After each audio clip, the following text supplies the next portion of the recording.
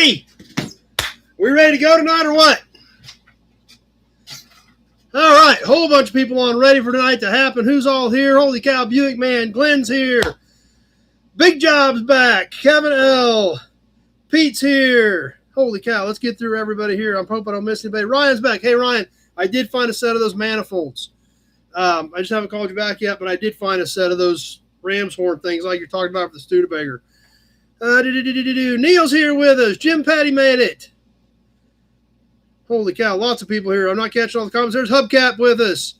Kevin Brown's here. Christine's here. All right, everybody's ready to go. Here's Johnny. That's right, I am here. It still baffles me that you think what we do here is of any quality whatsoever, much less to compare this to the greats, but I definitely appreciate it. Hey there, Sean. All right. Glad you guys here and are ready to go. Let's see. Hang in there, Big Job. Hopefully you can make her most of the night. If not, I understand.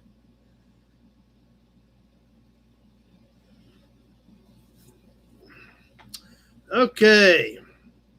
Glad we're here and ready to go. Looks like we are connected on Facebook as well. So anyway, let's get boogieing into tonight's show. Like I put in the post tonight, for the first time in like a month. Hey, there's Ron. Kind of a normal show tonight. Well, like I said, for as normal as this operation can be. Let's put it that way. Because there ain't much we do around here that can be considered normal, but we're going to make it a shot. Nice Buick man making some headway on the Scout.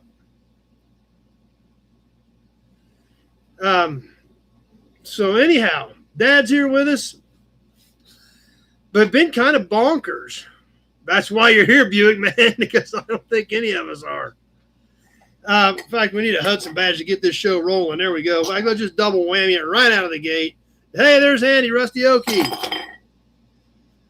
Yeah, it's like I said, it's been bananas. When I was getting stuff ready for last night was getting stuff ready, going through my notebook, and it's like, wow, I mean, these last 3 Sundays have been nothing but insanity. Hey, Leo's here. In Michigan now. Between, the week before the gathering, we were trying to get all the loose ends tied up, making sure there weren't any questions hanging. Then, of course, the weekend of the gathering was crazy, but it seems like everybody had a great time out of town last weekend. And so, I mean, it's just been bananas, to say the least. But, hey, that's okay. But basically have a full episode worked out tonight. We'll see how things go. We'll see how the crowd is. We'll see what you guys want to do. And like I said, kind of getting back into some sort of a routine for tonight, so which is good. Starting off, I mean, basically it's May 31st. We're ready for June and ready to go. So I did see that, Sean. I won't be here next weekend, Neil. Joe's with us on Facebook.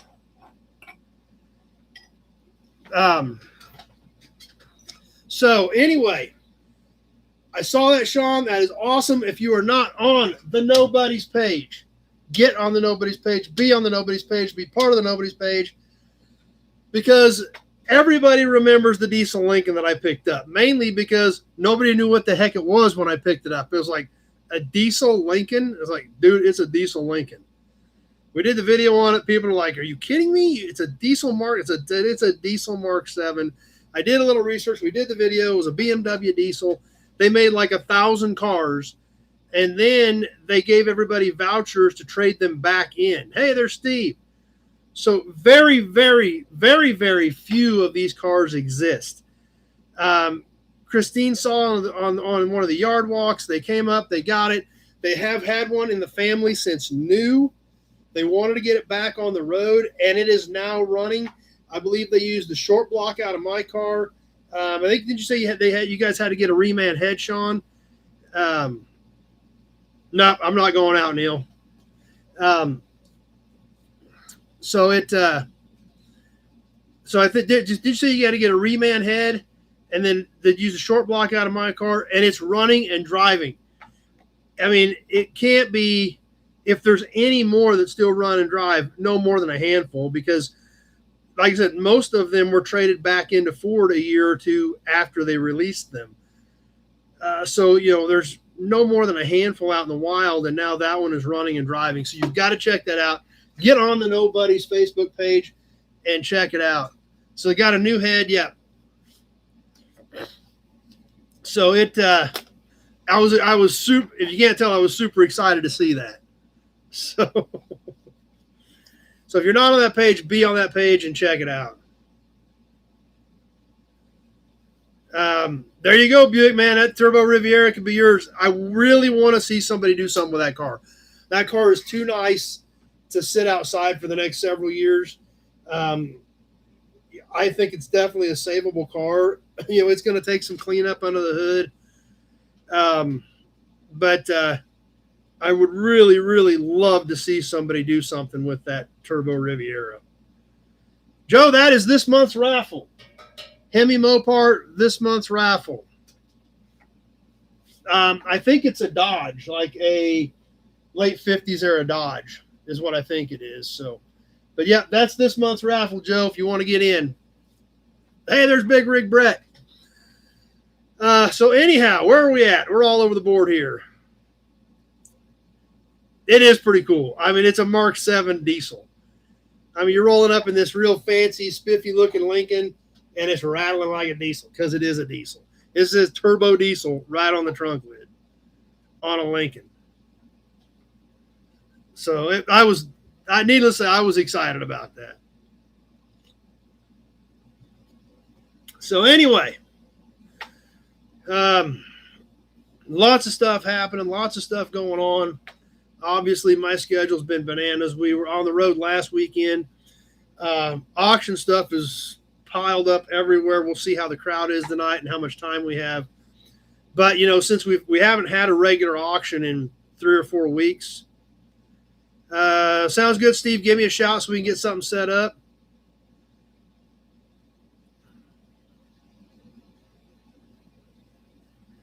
That'll be fun, Hubgap. Yeah, because the town is in Nevada. Why am I drawing a blank? I'm drawing a complete blank. I can't remember the name of the town. That was a good-looking car, Buick, man. I seen you posted that. Why am I drawing a blank on the town in Nevada?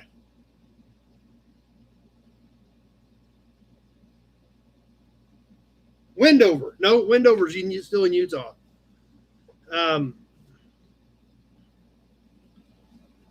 I don't know. I'm drawing a blank on it.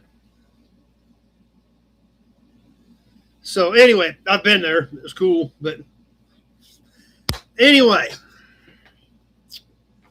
so since we've had regular auctions, which has been 3 or 4 weeks, other than the couple of things we sold last week, we had Lawrence Swap Meet. I think I've been to 3 auctions plus multiple antique shops. So I found a lot of cool stuff, depending on how the okay, it's both Wendovers. Okay, I was right. Hey, Mike from Texas. So, okay. So it's Wendover, Nevada, and Wendover, Utah. Okay, we'll go with that. Works for me. They're both Wendover. So anyhow, I've got all kinds of cool stuff depending on how things shake out. But what that has allowed me to do, and, since we haven't had regular auctions in almost a month, that's let me get a lot of this stuff cleaned up and caught up. I've got 6 or 8 things in the tub that have not been paid for that I've not seen payment on. Most everything else is out. I think I've got 1 tag out there for Christine. I think I've got one of the little Skelly cans out there for Hubcap. A couple little things like that. But for the most part, I'm getting all that stuff caught up. So if you have anything hanging, because I usually wait 30 days before I throw stuff back in to be resold. So I just let it hang, and then so since we haven't had regular auctions basically for most of the month of May, I can get all that stuff cleaned up, kind of use this as a reset. So if you think you've got something hanging, one of those handful of things that's still left, get with me, because it's all going back into the auction pile next week. So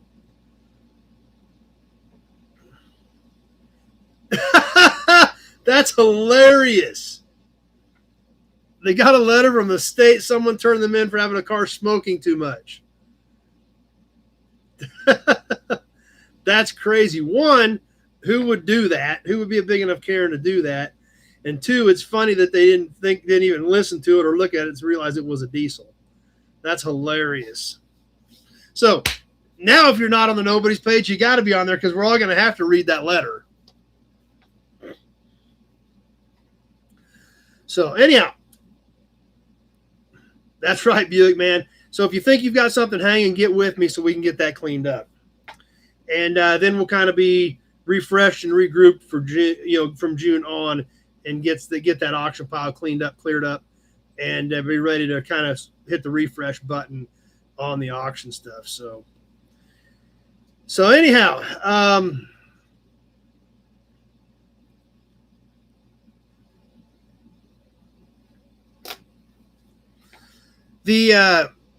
plus we went to the Wheel Hub show at the American Museum of Speed, as well as the McPherson car show in May too. So yeah, kind of a bananas month, on top of the fact that the gathering was right in the middle of it. So yeah, to say crazy to say the least. And then I got back trying to get regrouped this week, and then it started raining Thursday. It rained Thursday, rained Friday.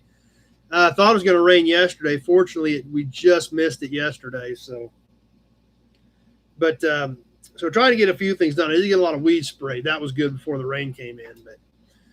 So hopefully things start drying out tomorrow. Hey, there's Steve. But we're supposed to get a bunch more rain this week. So I'm hoping to get a couple things done tomorrow if the rain stays off long enough for that. Yeah, we did need the rain, but it makes my life kind of a mess trying to get, because obviously I can't get the tractor out. That tractor machine weighs like 25,000 pounds. So if it's wet, you can't have it out. The gathering, speaking of the gathering, thank you to everyone who provided feedback for the gathering. Hey, there's Nate. We got feedback from Nate. Speaking of, I definitely appreciate all you guys that take a few minutes to reply to that. It really gives us, a good idea of what we're doing right and if there's something we're doing wrong. Really, we had feedback from probably 8 people or so, and it was all good. So taking that as a win. Thanks to everybody that helped put it together.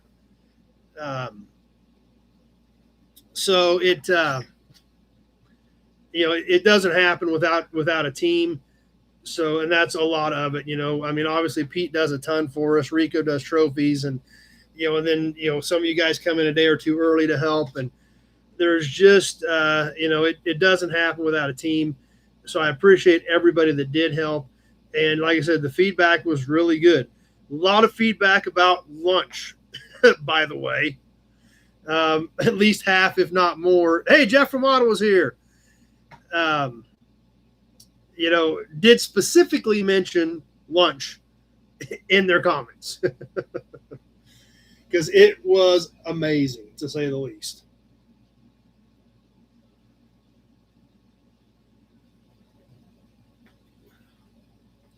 So if you haven't replied and you're still thinking about it, please do go ahead. Good, bad, and different. If this all comes together again next year, which it seems like everybody wants to happen, we can't change it, tweak it, make it better without feedback. We had some, this year we had twice as many people. We had Balin Wire helping out with the games. Though that was his idea, his baby, and it was a great addition. The scavenger hunt, he made it tricky, and out of 20 questions, the winner had 5. So he made it tricky, but that's what it needs to be. You can't make it too easy, then everybody wins. So it worked out well. And, hopefully we can continue, continue this trend that we're on, and maybe it'll keep growing and ticking along. So perfect. I can't wait to read it. I'm going to peek, though. I'm not going to read the whole thing, but I am going to peek. Thanks, Pete. I appreciate that. Perfect. Okay, if you're not on the Nobody's page, get over there, answer the questions. Whoa, Kevin L coming in with the first supercharged super chat of the night. Boom, Kevin L. Thanks to Kevin L for kicking off the supercharged super chats. Boom. So if you're not on the Nobody's page, jump over there, answer the questions. Andy will get you in because we all have to read the letter from the Texas Air Control Board because of the Mark 7 diesel. Hilarious. Cannot wait to read it. Sean, thank you.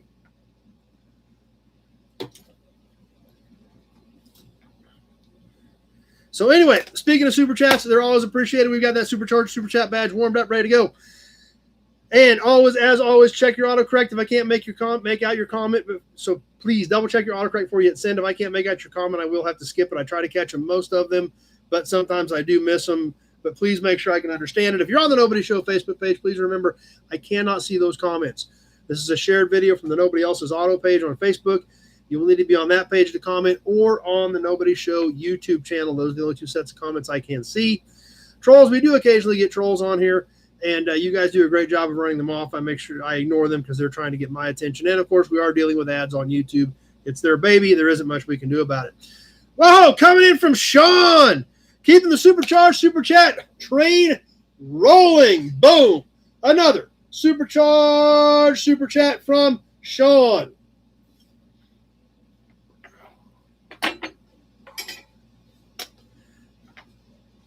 So anyway, like Pete brought up, Friday was a great addition. And, you know, there again, depending on how things shake out next year.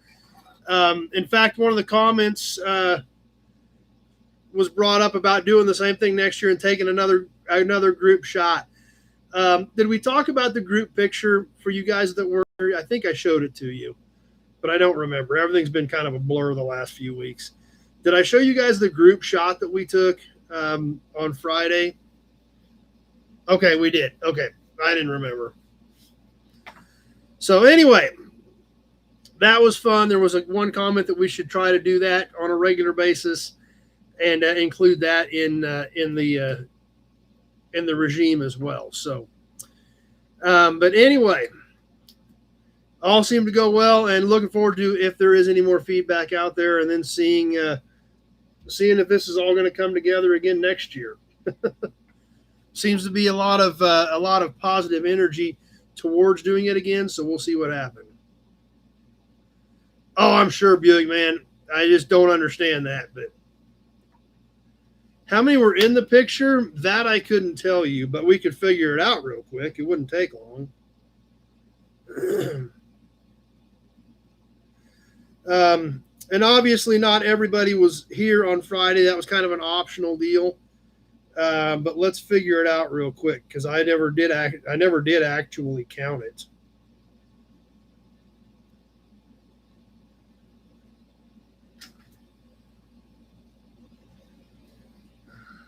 One, 2, 3, 4, 5, 6, 7, 8, 9, 10,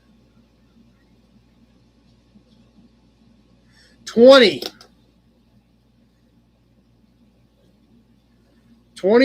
20 people. Well, 19. Austin doesn't count, does he? 20 with Austin, if we're going to let Austin count. Just kidding. So we had 20 people in that group shot this year.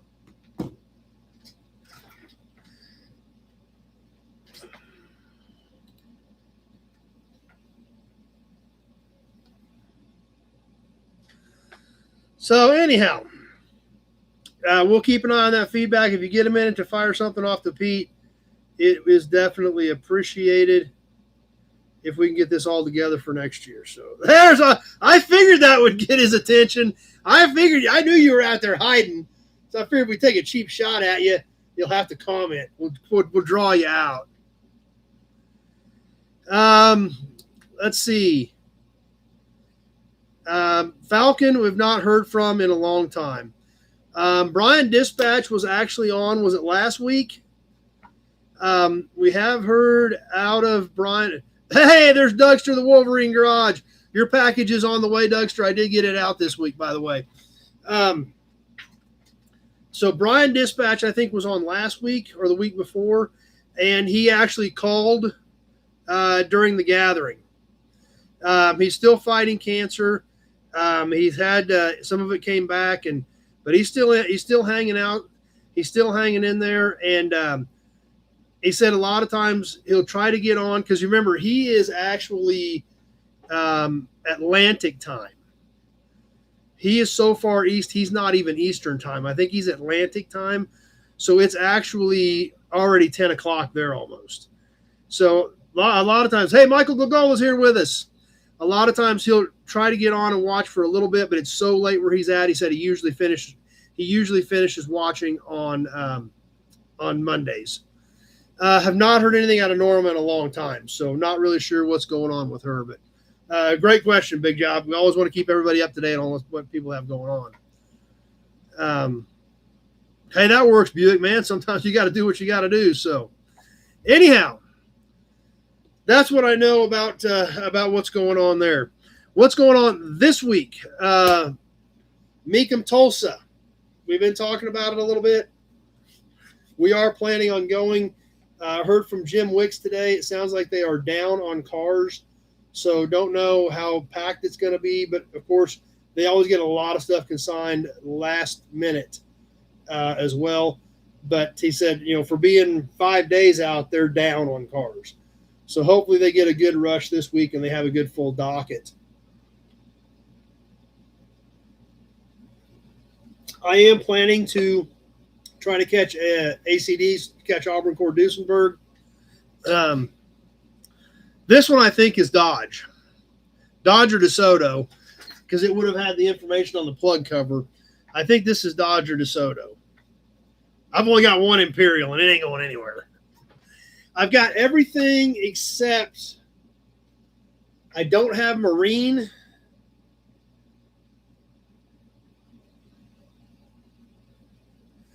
I think there's one other one I don't have. But I've got DeSoto, I've got Red Ram, I've got Firepower, I've got Imperial, I've got Industrial, but I don't have Marine. So Pete will be at Mecum Tulsa Saturday. Hey, there's Dennis Chapman. Dennis, I need an address on you. Since I had to redo my pirate ship account a couple months ago, if I haven't shipped to you in the last couple months, it's not saved in there anymore. So your package, Dennis, but I need an address whenever you get a second. So the Industrials actually had Industrial stamped in them.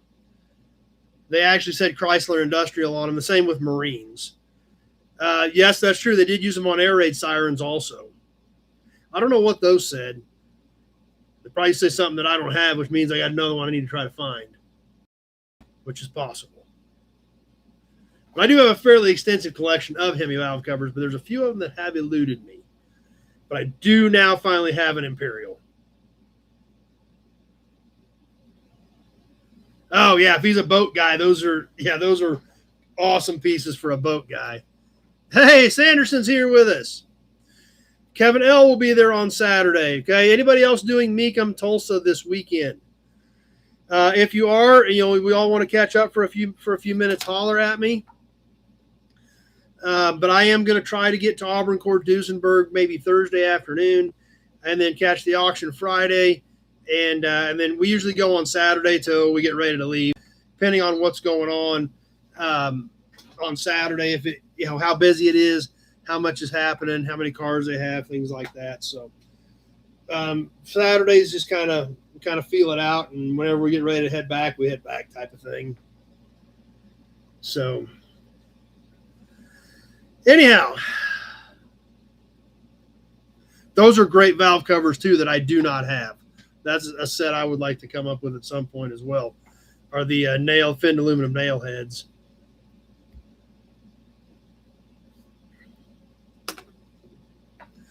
So anyway, that's what I've got shaking this week. If you think you can make Mecum Tulsa, holler at me, and maybe we can all catch up for a few minutes. So what else is going on the No Buddies page? You've already talked about it quite a bit. They've got the letter posted. Glenn had the 37 out. Buick man working on the Scout. Oh, there's that Electra. That's a good-looking Electra. Oh, it's Stuart Hardtop, too. Kyle's fine. Shop Cat's posting. Oh, Pete threw up the nobody's class we use that we've been doing. We usually get together at least once a month, usually twice a month, and go over how I do what I do, as well as talk about the things that the guys in the group have been finding and what they've been up to. Hey, there's Mark Kirk. So anyway, like we mentioned earlier,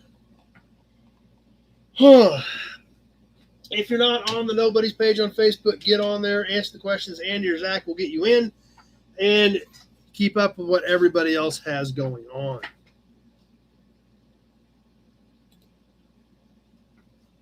New inventory. I did have one car come in this week.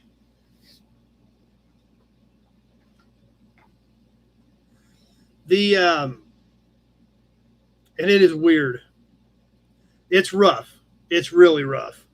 It's been sitting for years. Most of the glass is knocked out of it. But it is the weirdest car. It's a super weird car. It is a 1964 Ford Country sedan. But when I do the video on this thing, the options on this car, what it does have, and then some of the stuff of what it doesn't have is so weird that here's my theory. Here's my theory on this car. After looking at it, it's like, well, it's got that and that, but why in the world would it not have this? And it doesn't have that, but it's got this. I mean, it is just weird. So here's my theory. When this car was ordered, the salesman got together after work one night and they were drinking heavily. And somebody came up with an idea. So here's how I think this car got ordered. Chad's philosophy on car ordering. They took an order form and they put it on a dartboard. And they would take a shot and throw a dart. Take a shot, throw a dart. Take a shot, throw a dart. And when they got done, every auction that got hit with a dart got ordered. And if it didn't get hit with a dart, it didn't get ordered. So that's my philosophy on this car. It's that weird. It's like, how can it have this, this, and this, and not that? It's baffling, to say the least. So,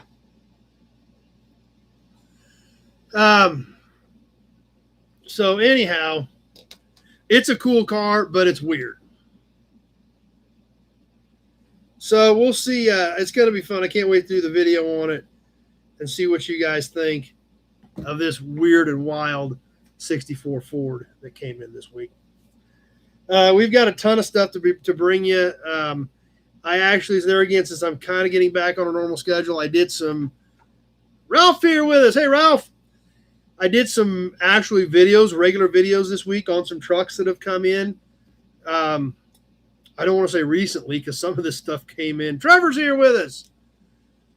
Some of this stuff came in 6 or 8 months ago. I just haven't done videos on them yet. So, there again, kind of getting back in a groove, getting into a normal routine of what we do here, and hopefully kind of get some things back in the groove. So we'll have some we've still got other videos coming up.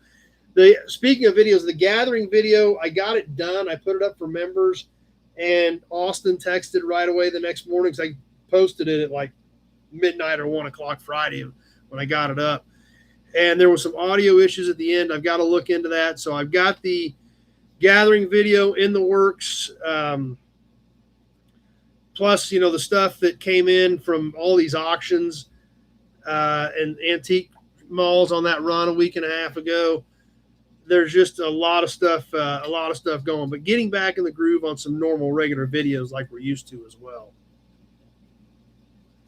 That doesn't sound like fun. Man, it sounds like work. So keep that in mind as well. Something we haven't done in a long time? We haven't done this in so long, I don't remember what we have or haven't looked at.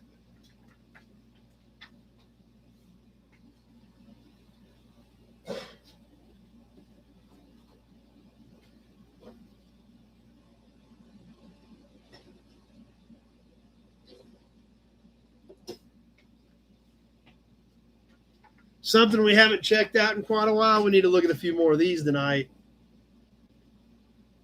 Oh, yeah. Tootsie Toys. Who's up for checking out another couple Tootsie Toys?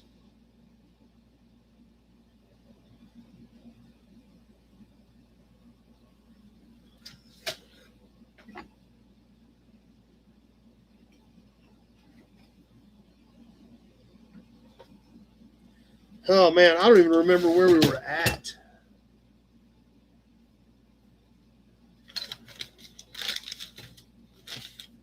We look at all these? Maybe we looked at all these. I don't know. And we looked at a dump truck? Holy cow. I don't think we looked at the dump truck. Maybe this Jeep? I don't think we looked at this Jeep either.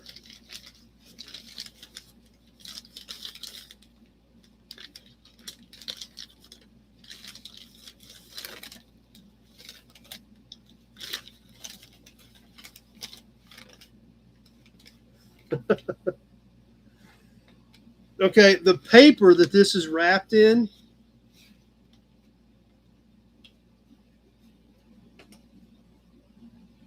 is from 1985.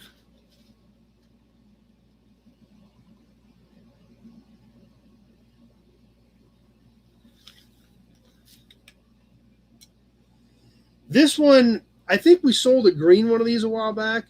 This thing is crazy. Check this Jeep out. Has a star on the front, has a serial number on it. There goes the hearts. And remember, these are not restored. You can see up under there where they missed painting the insides of the fenders. Look at the bottom of this. The hearts are still going. Might be, I don't know if it was Jeepster based or not, but these things are just mind-blowing. It says Tootsie Toy on the bottom of it. The hearts are still flowing. But it's crazy to see, just like these insides of these fenders, right in here where they didn't get a full coat of paint.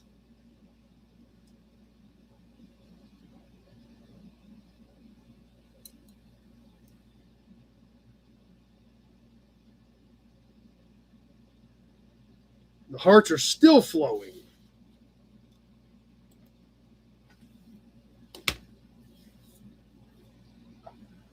Man, that's cool. I don't think we've looked at the dump truck either. I know some of these we've looked at in here.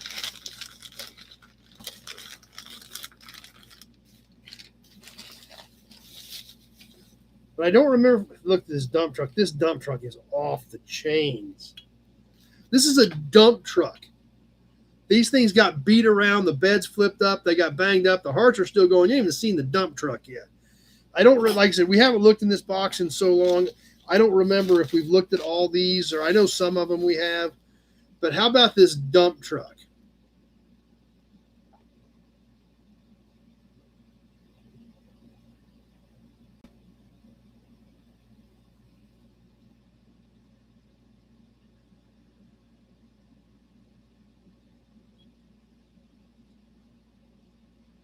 Bed tips. Billy Bowman's here.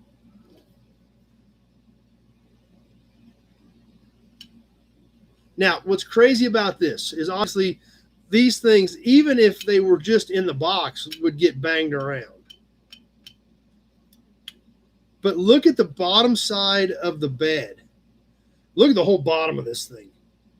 Look at the bottom of this. The hearts are still going. This is about as original as it gets.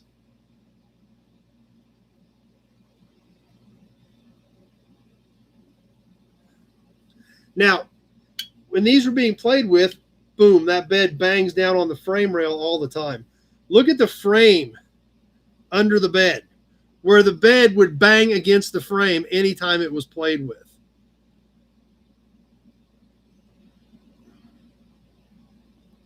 The hearts are still going. Yeah.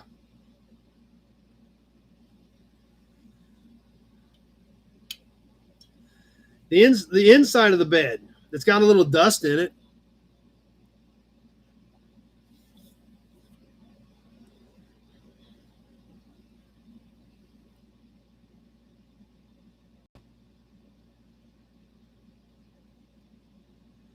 Pretty amazing Tootsie.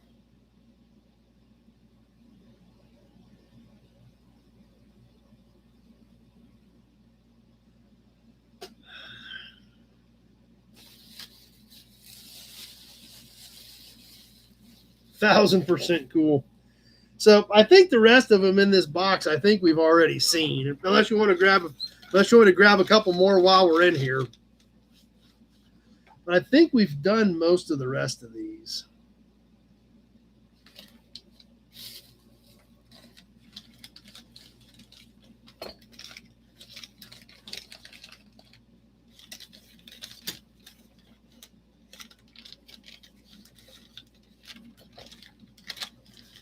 And the crazy part about it is we've only looked at 2 boxes of the Tootsies.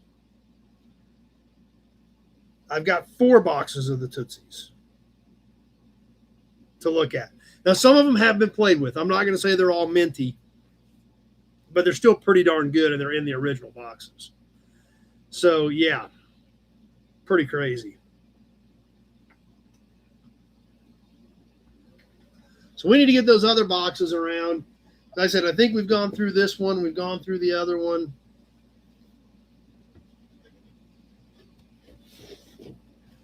And we'll start digging some of those other ones out. Plus, there might be one in the auction box tonight. Maybe. Possibly. We'll see how things go. Oh, let's put these Tootsies away. Let's grab a badge. Let's grab one of these badges while we're putting the Tootsies away. And since we're going to try to go to ACD this week, let's get one of these badges in there too.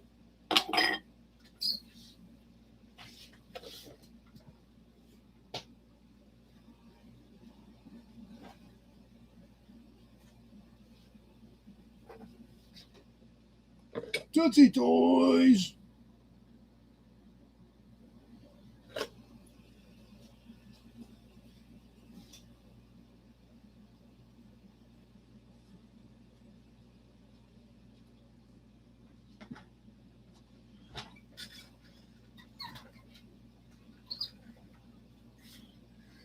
Okay, tonight's badge. Tonight's badge is a little bit rough. Hey, there's Tina. But it's cool and it's different. So we're going to go ahead and check out this badge, even though it's a little bit rough. And we're going to learn a little bit about the company as well. So keep those chats up, everybody. Always pushing for 1,000 chats a night. So we'll see how close we can get to 1,000 chats tonight. But tonight's badge, very interesting one from a not extremely well-known company, which is always fun and exciting. The Page Detroit was a 25-horsepower, 3-cylinder, 2-passenger roadster designed by Andrew Backley and promoted by Fred O. Page, who had previously been president of the Reliance Motor Car Company. Harry Jewett was interested in get into the automotive business, and after taking a test drive in the roadster, he decided to provide cash to help set up the Page Detroit Motor Company in 1909 with Fred Page as president. Appreciate that, Kevin. And as always, we are on one of our favorite websites, the AmericanAutoEmblems.com page. Production of the Page Detroit began in late 1909, but the car was not very good. Harry Jewett removed Fred Page, installed himself as president, stopped the production line, and had the car re-engineered. The new car for 1911 was a 25-horsepower, 4-cylinder car offered as a small 2-passenger roadster similar to the Page Detroit, or as a longer wheelbase model in 3 different body styles. The car's name was changed to just Page. If your toys could talk, you wouldn't have anything good to say. By 1912, the Page was offered in a variety of body styles, including several open sports cars. The Page was well received, and production rose from 4,631 cars in 1914 to 12,456 cars in 1916. A 6-cylinder model appeared in 1915, and only 6s were produced after 1916. The first Page commercial car was a 2-ton capacity model, which appeared in 1918. This model was upgraded to a 2.5-ton capacity in 1919. It was joined by a 3.5-ton capacity model. A 1.5-ton capacity commercial car appeared in 1921, but passenger cars only were produced after 1923. The Page passenger cars became known for their styling, and the company used the slogan, "The most beautiful car in America." Page also took advantage of its sporting achievements. In 1921, Ralph Mulford drove a stripped-down Page Roadster to a 1-mile straightaway speed record of 102.83 miles per hour at Daytona Beach, and Page offered a sporty 3-passenger Roadster in 1922. A smaller companion car called the Jewett appeared in 1922 and was available through 1926. Page survived the First World War depression, although sales did reduce in 1921 and 22, but the introduction of the Jewett boosted sales again by 1923, and the company was in 10th place in the industry by 1925. However, sales dropped again in 1926, and the company lost money. Harry Jewett sold the company to the Graham brothers in 1927, and it became the Graham Page Motors Corporation. The Page name continued in 1928 as a model to use parts in hand, and in 1931, a Graham Page Express pickup commercial car was marketed as the Page. The badge we've got tonight is from the Page from 1919 through 1927. Now, this one unfortunately does have quite a bit of chipping in it. It is definitely missing a large portion of the white. Most of the blue is here with the exception of the A right here.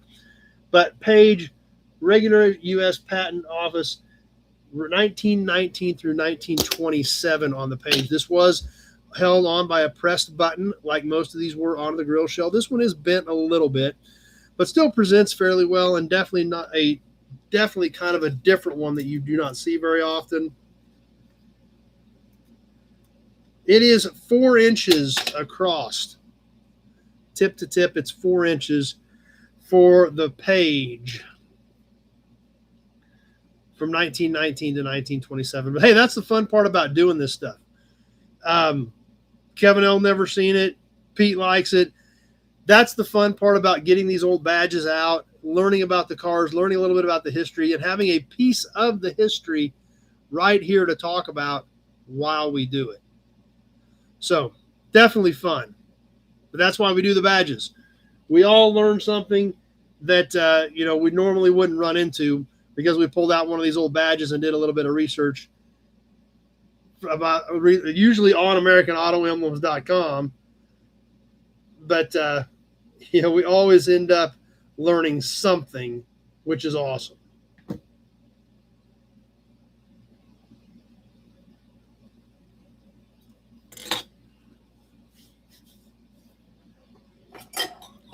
Hudson badge. Pete's on that website weekly.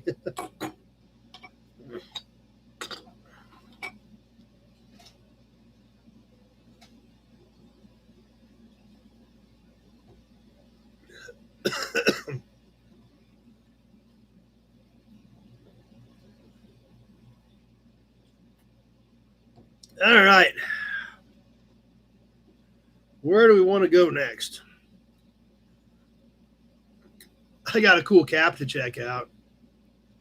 It's not a real fancy one, but there's something really cool about it. So it's kind of weird. We're kind of in a normal groove here, kind of working through our show, talking about it. Whoa, hold up. Supercharged super chat from John Sanderson. Big shout out to John for hitting us with the 3rd supercharged super chat of the night. Boom. Thanks, John.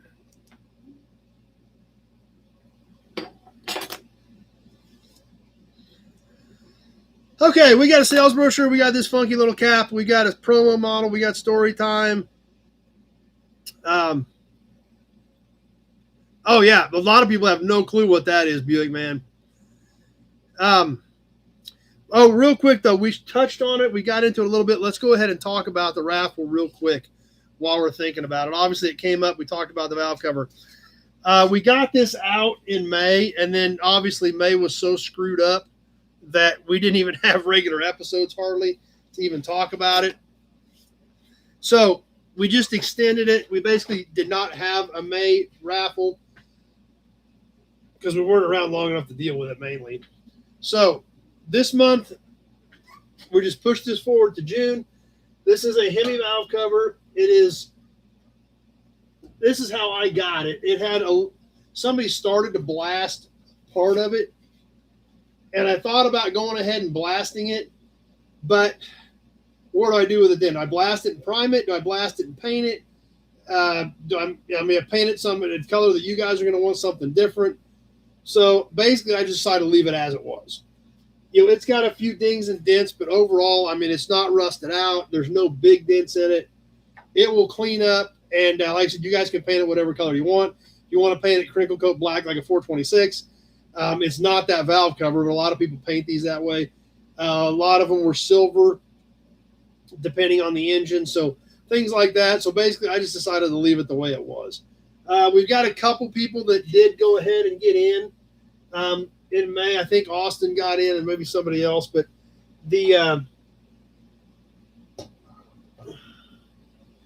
we are just going to extend that or just push it forward. It's $1 a shot, Dougster. $5 you're in the big Buick oil can 5 times, $10 you're in 10 times. And we will draw for that at the end of June, and that will go into one of your guys' collections. So basically, how is June going to shake out? Let's see here. Let's go ahead and change the calendar. The 30th is on a Tuesday, so we'll probably draw right before that on the 28th. Because if we push it into the next week, we're going to be like into the 5th. So, and that will be 4th of July weekend. So yeah, let's do it on the 28th is when we're going to draw for this. Bodine's here with us.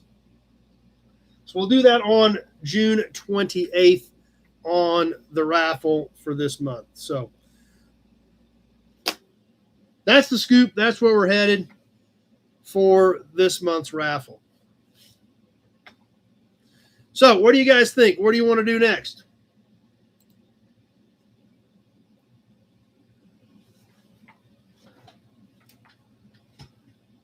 Oh.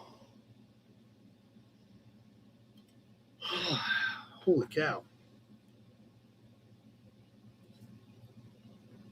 Big job ready for some auction action.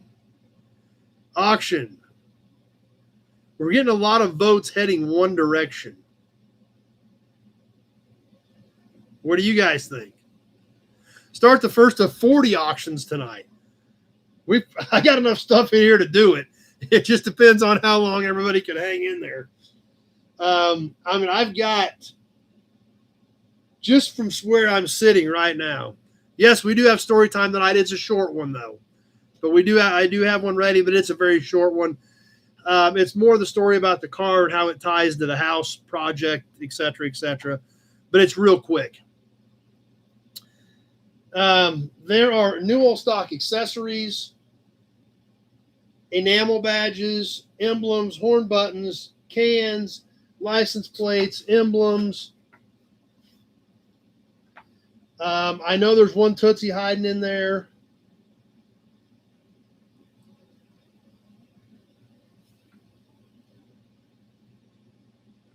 Sounds like fun, Dougster. Hey, there's David D.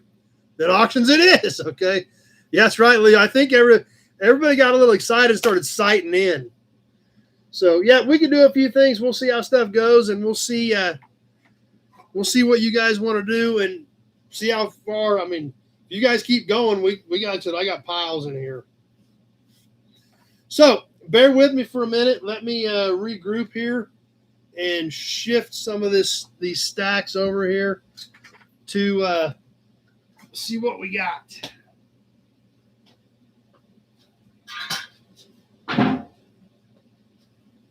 Oh.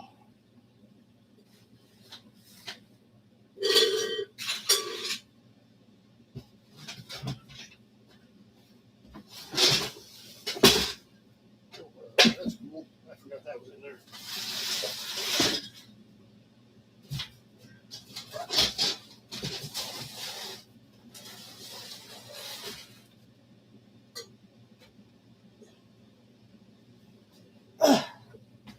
Hey, any of you guys watch the Lawrence swap meet video yet? Just asking.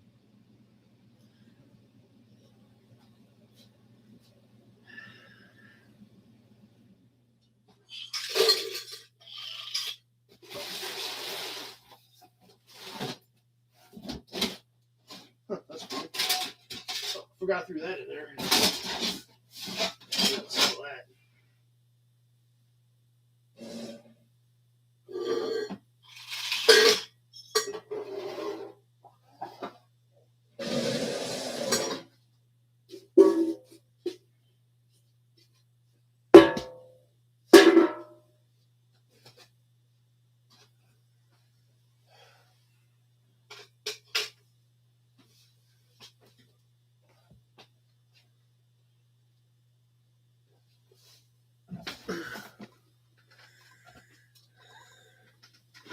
Okay, some of you saw it. That was pretty impressive. There was, I think, everything in that building or everything in that room, all those 7 finalist cars, there was one of them that was hand built by the owner. But the other 6 cars were all built by shops. And I'm pretty sure every single one of them was well into 7 figures. And some of them, I think, were probably over 2 million. So, yeah, pretty crazy. So, anyway, all right, we got stuff piled everywhere. Let's get ready to rumble, right? Okay. I've got my notepad out. I've got my pen ready. I'm going to get my phone set up on a timer. We will do a couple of lower dollar items to start with, like always, especially because we're not really sure. Everybody's probably a little rusty. We got to figure out where the delays are at and kind of everybody's got to kind of get a feel for where things are at again. So I will go ahead and we'll do a few cheaper things to start with till everybody kind of feels out where things are at again. But anyway, we will hold up a particular piece. We'll talk about that particular piece. We'll talk about that car. We'll point out any damage. We may give you some dimensions on the piece so you know what size it is that we're talking about. And we will go 90 seconds. After I get done with the description, I will announce who I see as a high bidder at that point. I will hit the timer on my phone, and we will go 90 seconds. I will announce when 30 seconds is gone. I will announce when 1 minute is gone. And when my phone gets to 130 on the screen, I will announce the winning bid based on what I see on my screens, be it Facebook or YouTube, depending on which monitor. So if you hear me announcing a bid that you do not see, it's probably on the other format. So anyhow, we will go 90 seconds on those. And there again, there is some delays, but when my phone hits 130, the only fair way to do it is go based off of what I can see. So, and a lot of times I'm the one that ends up losing because there's usually more bids out there hanging. So once we get down close to the end, be sure to take your shots and let everybody know you're playing. Shipping is included in the 48 states unless otherwise announced. However, if you just have one small piece, I may wait a couple of weeks until we try to get a couple things boxed together. Because if you buy a $15 piece and it's going to cost $12 to ship it, that's kind of not worth even packaging at that point. So typically I will try to get a couple pieces together before we ship something on some of these smaller items. If you're out of the U.S. and you want to participate, that's fine. You just will have to get me paid in U.S. funds, as well as you will be responsible for non-U.S. shipping. Jeff, did you get your model kit up in Canada? Did it make it? Jeff did find a shipping service that does handle getting stuff into Canada, so hopefully that made it. So it can be done. It is a little bit of legwork, but it can be done. If you so desire. So, are we ready to start? Are we ready to roll?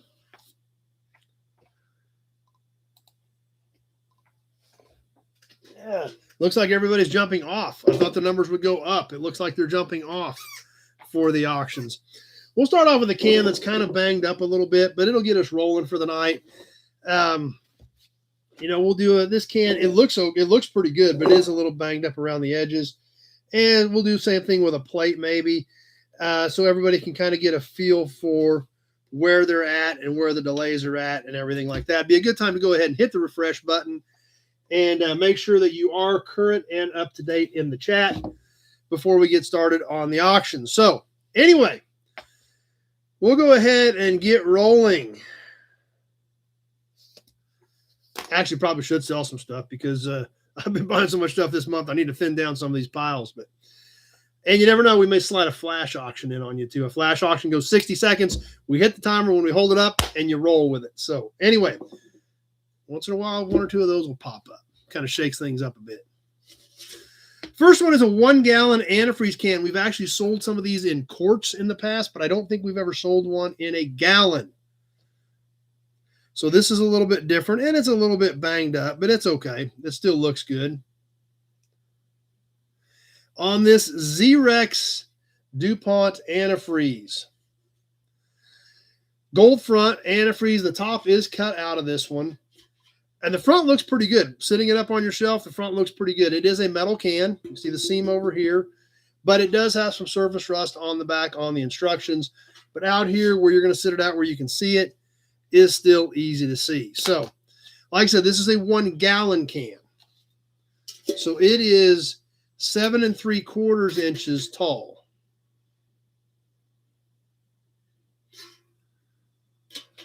And it's about 6 3/8 across the top. So anyway, anybody going to start us off on the Xerex can? I know this is not a super high dollar can, but it still looked good. So I thought I wanted to kitty size. Yep, could be that. See if there was any interest in starting us off with this one. Let me get my description wrote up. Ron at 15 on the Xerex gallon. And we are rolling. We are on the timer. So like I said, I know it's not a super high dollar one, but it still looks good enough that somebody should have it in their collection. So, and let's find something else to kind of get things kicked off here.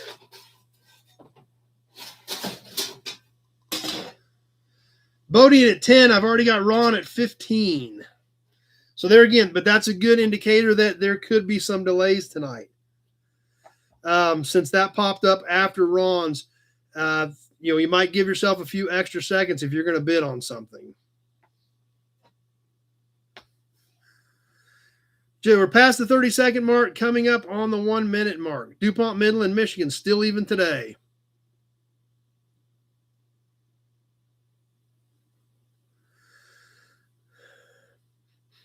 One minute gone, 30 seconds left to go.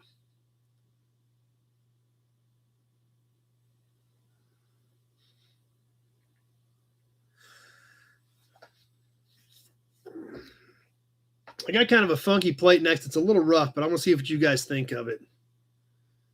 It's got a little bit of rust in one corner, but it's an odd state that we've never had before. We're coming down to the end. I've got Ron at 15, hubcap at 12. That was really late. So something, you guys must have some super serious delays. That wraps it up. Hubcap came back at 16, and it was too late. So Ron at 15, but that was really weird the way those were hung up. Oh, okay. He goofed. He was going for 16 and hit 12. Okay. I was like, man, if these delays are that bad, we might ought to quit while we're ahead. Okay. I feel better that you fat finger to keep. We're going to mark that one to Ron at this point. Ron at 15. Goodbye for 15, by the way. I want to show you guys this next plate. If you bid on it, great. If you don't bid on it, that's fine as well. But it's a different state, so I at least wanted to throw it up. But it does have some rust out right here in this little corner. But it's also 90 years old. So, anyway, hey, there's John Anderson. You didn't miss much, John. We've been crazy the last few weeks. That first night we're back on a normal routine here. Going to Oregon, 1935. I know it's a little bit rough, but like I said, we're obviously still trying to kind of get our feet wet. So I don't want to put something really great up there where somebody really messes up something they were really after. So 1935 Oregon, a little bit of rust out up here. The The rest of it looks pretty good other than the paint loss here. Hey, Scott's with us on Facebook. Yeah, that's right, Buick, man. Like I said, as normal as things get around here. So, is there anybody interested in this one, or should I mix it up with some other out-of-state plates? Zero clue. So that's why I thought I'd show it and see what you guys thought. Vacation to England and Scotland. That was fun. That sounds like it was a heck of a trip. Motor Market 10. Let's roll with it then. Okay. Like I said, it's different being Oregon. We don't see much Oregon stuff. I'm sure they're out there, but we don't see much of it. But Motor Mark's in at 10, so we're going to roll with it. And if we're as old as it is, it might be worth a few bucks more than that. Yeah, Bodine at 14. I said it's probably a $20 plate, $25 plate for being it because of its age. We've got Bodine at 14.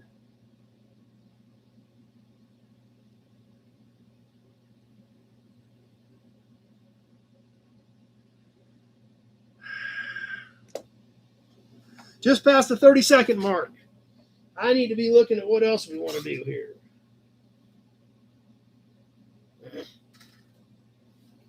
Oh.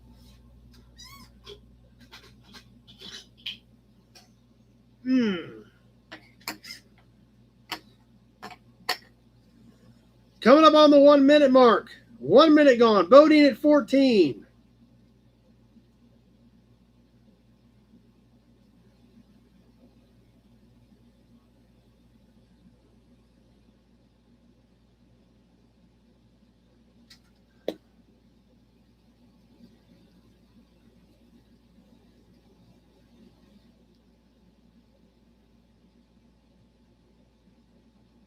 And that will just about do it. Bodine at 14.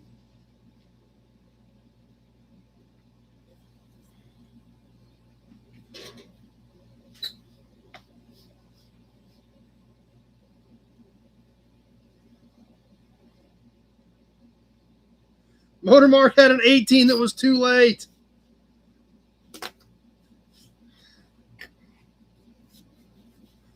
How about a horn button? We all love us some horn buttons. This one does not have the metal ring around it, but the button is cool. I'm going to say this is probably early 50s from our friends at Chrysler. This is just the plastic. I'm sure this was in some sort of a metal housing originally, but this is just the plastic center. Golden color. A little bit of paint loss we can see on the back, but you can definitely see the ribbon with the Chrysler lettering across it. It is 2 7/8 in diameter on the Chrysler button. We've got Kevin L starting us off at 15 as we go on the timer on the little Chrysler button.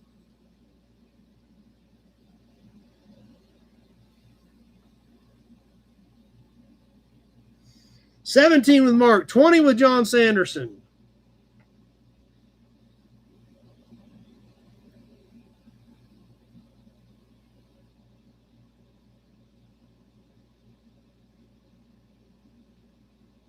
$30 seconds gone.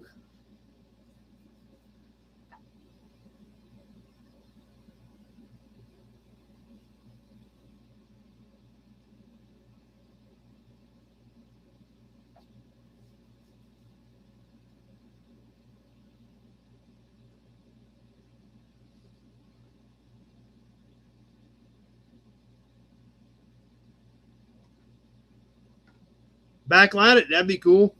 1 minute gone. 30 seconds left to go.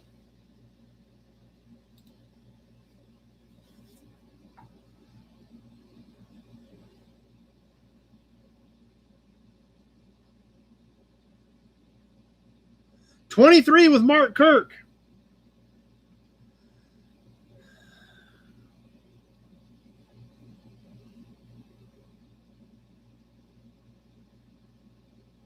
Just about ready to wind it down. And that does it. Mark Kirk at 23.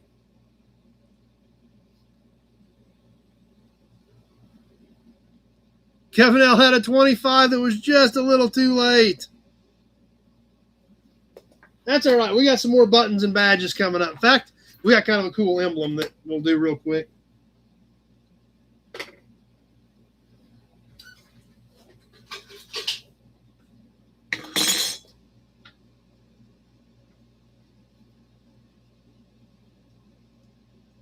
But let's see. Come here, wake back up. Bring the phone up. Let's see what else we want to do. How about we do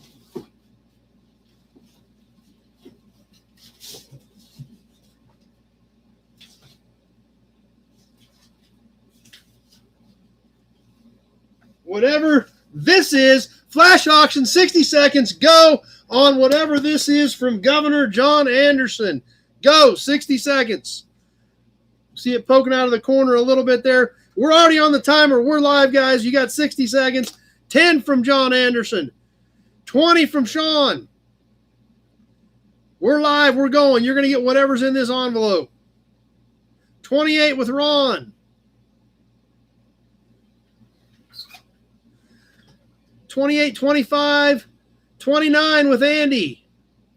22 with Michael. I got 29 with Andy. 30 seconds gone. We're halfway there. I've got Andy in the lead at 29 on whatever this plate is.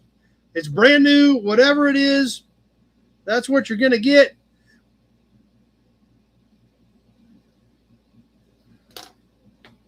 Coming down to the wire, I've got Andy at 29. I bet there's some other snipers out there. 32 with Ron. We got a couple seconds left.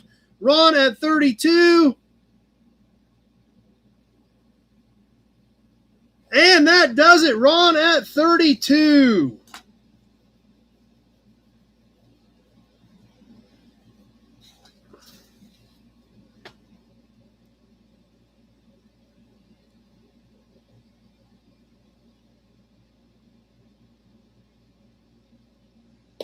All right, we opening it, Ron?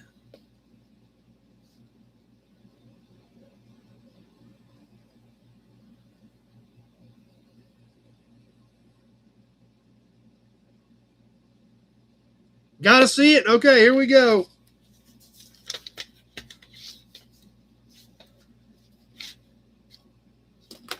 Are we ready? Some big eyeballs. Trailer. 2-digit. 1963 2-digit. Kind of an off-white with a forest green. Great looking plate. Little spot of surface rust on the back, but first time out of its package in 63 years. Nice piece.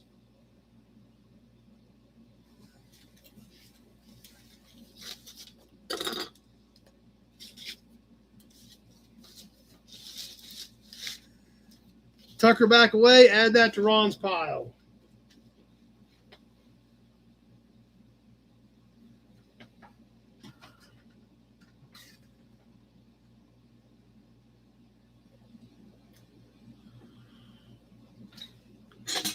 How about an emblem? This one's kind of different. We've never sold one of these. Something for our bow tie fans. I was debating as to whether or not I should bundle this up with a bunch of other emblems, but it's a pretty unique one. This is mid-70s for the Chevy Laguna S3. Now, it is missing an insert strip that would have gone across here, and it does have some broken studs. So you can see where the studs were broken here, but it is an original Laguna S3 badge. Not something you see very often, and definitely something a little bit different for our Chevrolet fans. This does have a part number on the back, but I did not look it up to see what year it was. But not one that we've ever sold before, and not one that you come across on a very regular basis. So anyway, we'll roll on the Laguna emblem. Maybe. We'll see if anybody's interested in it. I thought it was cool. Maybe I need to bundle it up with a pile of emblems, but I thought this one was cool enough to stand on its own. Ron at 10, Dougster at 8.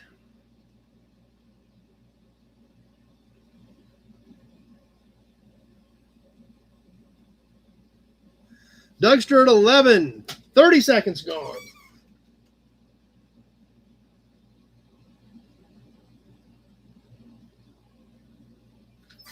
mid-70s. 73, 74, 75, 76, something like that, right in that window is when they made them. Probably 75, 76, I'm thinking, for this badge. 11 with Dougster. 16 with Michael Glagola. 1 minute gone.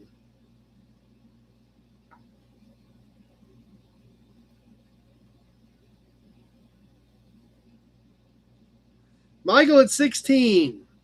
17 with Dougster.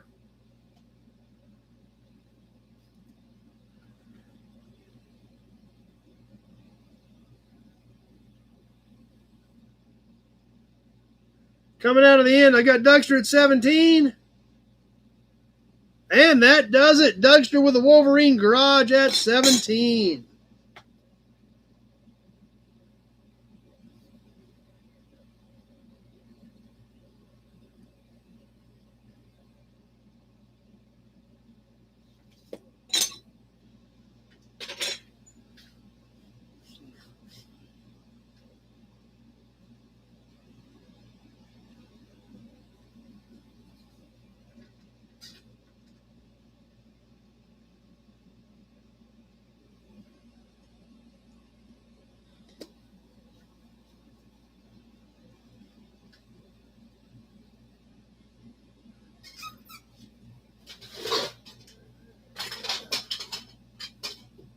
All right, I promised you guys something else that we need to get squeezed in here.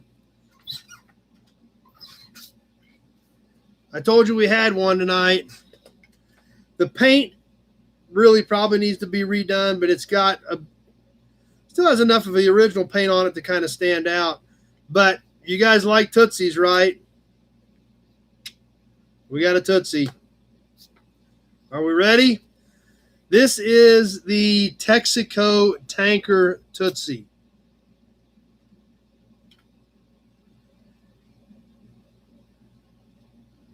So, I told you we'd look at them. I promised you guys we'd sell one.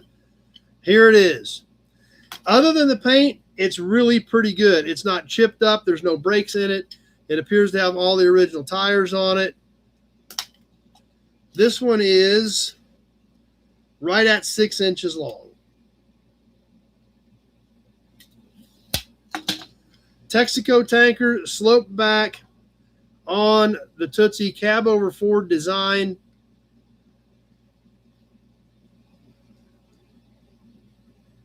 And here we go on the Texaco Tanker Tootsie.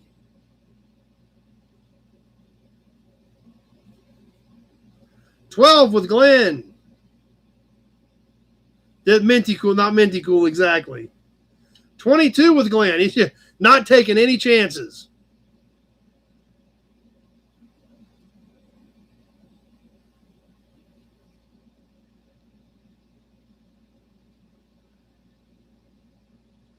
$30 seconds gone. Oh, Bodine had 20 in there. Bodine come in early. I missed that.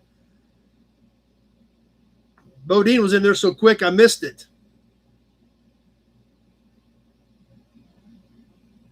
Glenn at 22.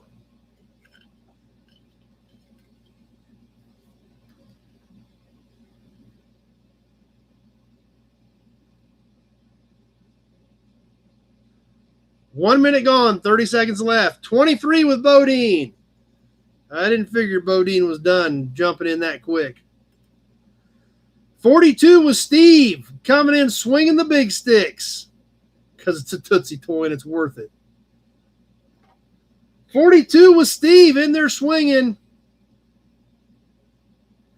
About ready to wrap it up. Steve at 42.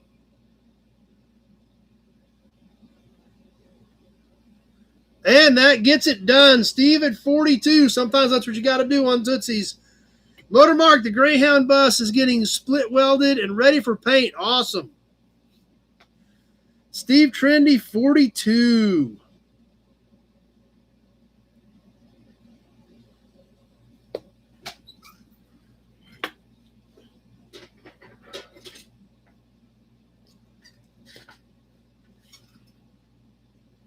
Okay, what do we want to do next? How about some? Let's do some more cans.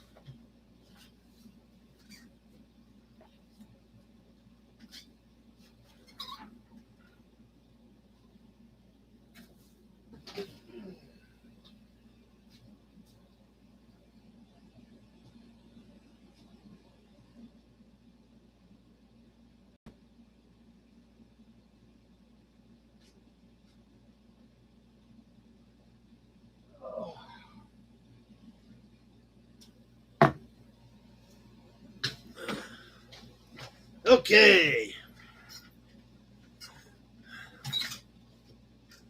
See if this one's in the can book real quick.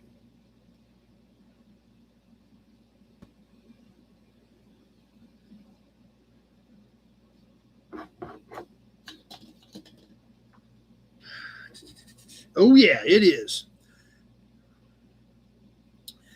What's one thing I don't have tonight are hubcaps. I got a kind of another cool Ford piece, but I don't have any hubcaps.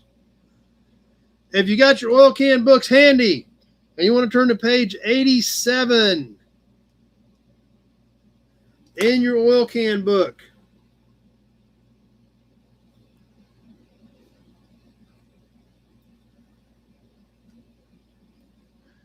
someone is going to add this one to their collection on number 986, a 1968 metal can Texaco aircraft engine oil. I think you guys have ordered 25 or 30 books of the can books. This is a beauty. It's got a little bit of paint loss down here on the bottom, and it does have a dent right here, but the colors on this thing are amazing. It is new oil stock. It is full. So obviously, if I've got to ship it, I will have to drain it. If you are pickup, I'll leave it full. Lubricating oil in the back. But great greens and reds on this white Texaco aircraft can. Straight 30 on the stamped in the top.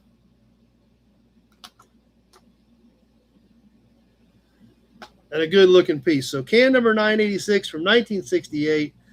It was only a $15 can, but that was 20 years ago. So probably, you know what, I don't know, 30, 40 today. Regardless, it's a good looking piece, maybe more, especially with, if it didn't have this paint loss, this thing would be knockout. So anyway, can number 986, 1968 Texaco aircraft.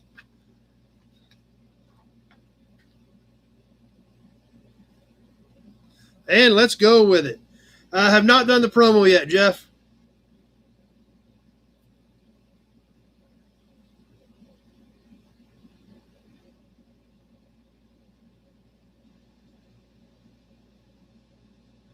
$15 with Motor Mark.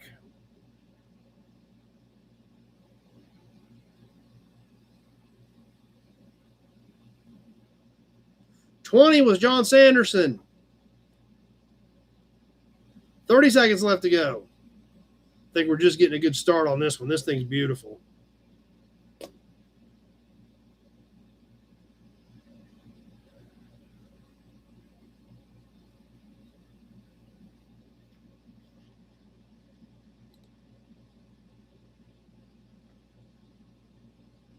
$22 with Ron.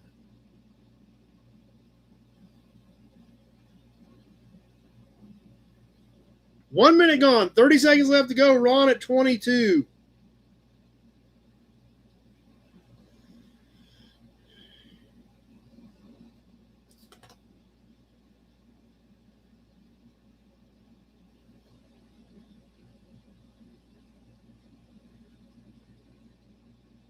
Just get ready to wrap this one up. Ron at 22.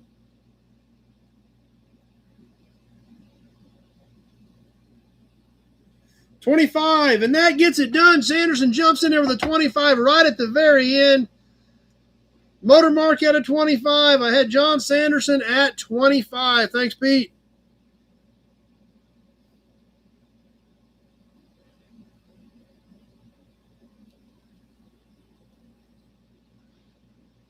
That's a good looking piece. So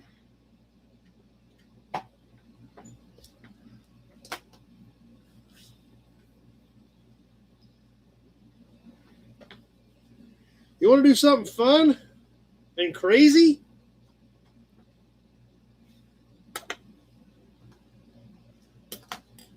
Ready for something fun and crazy and wacky? Guess what, guys?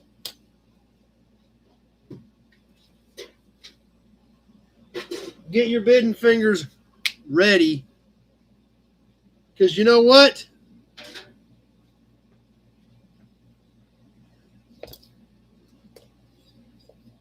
This is a duplicate. I've got one on here. Flash auction, 60 seconds. Go on the page badge. Somebody's going to get it. 60 seconds on the page badge. Go. 60 seconds, 60 seconds, 60 seconds. Here we go. The page badge on a flash auction. 10 with Dougster. 35 with Steve. This is an original 1919 through 1927 badge. 37 with Dougster. Over 100 years old. It's chipped up, but it's over 100 years old. It is a duplicate. I've got Dougster at 37. 30 seconds gone. 40 with Steve.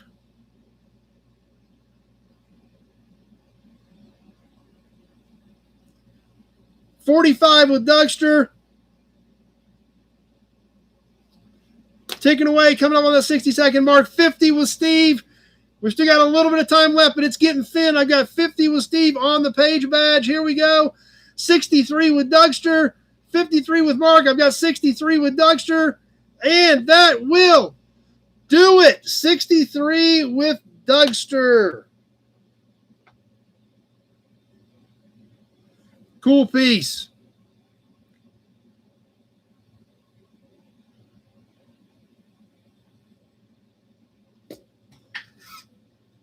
That guy, I told you that was going to be fun, guys. All right. And we got to back up here just a minute because David D came in with a supercharged super chat just as we fired that one up. So we don't want to miss that. Huge shout out to David D. Thanks for hooking us up with another supercharged super chat.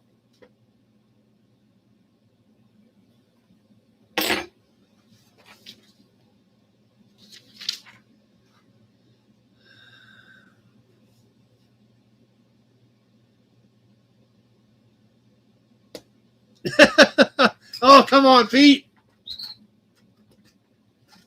Michael had a 52 in there, too. The Facebook stuff was really late, Michael. I didn't see anything over there before we killed it. So the Facebook stuff must have been really sluggish coming in on those because I was keeping an eye on it, and I saw nothing until just now. So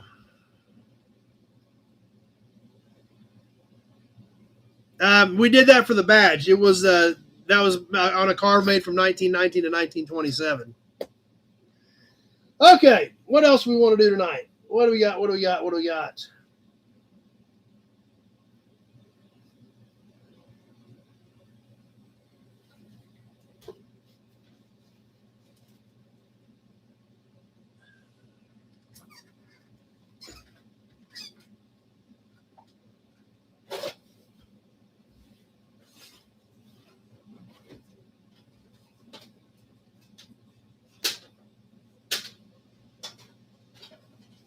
Huh, here's something we haven't done in a while. Ford stuff. I've got an interesting Ford piece. It's a little bit different. It doesn't say Ford, but it's kind of a cool Ford piece. Just like somebody asked about a Ford cap. I don't have any Ford caps, but I got something kind of cool for Ford guys. We gave one of these away at the gathering, and I've got another one. So I thought we would auction one for you guys that that couldn't be here for the gathering. So who remembers the 49 and 50 Ford cars with the bullet in the middle of the grill? Fairly common. I would think a lot of you guys probably remember that stuff. Best kind of Ford piece that doesn't say Ford. So we're all familiar with the 4950 Ford. They got the big round bullet in the middle, right? We all on the same page on that? Yep, big job. This is It's really cool. I mean, it's like a badge or an emblem, I think, is kind of where it classifies it as. But this is a Newell stock center bullet for a 6-cylinder. Brand new. Never been in a car. Look at the back of this thing. It's never been screwed in. Now, this is what they called Korean chrome of that era. It does not have a real deep lustrous shine, but it is new. This is original red paint. You can see the backing is clean and just the way it was stamped. So there again, it's kind of a cool ornament type piece. Something definitely kind of different for the Ford guys. Hubcap starting us off at 30. Let me give you a dimension on this thing, and then we're going to hit the timer. It is, the circle part of it is right at 6 inches.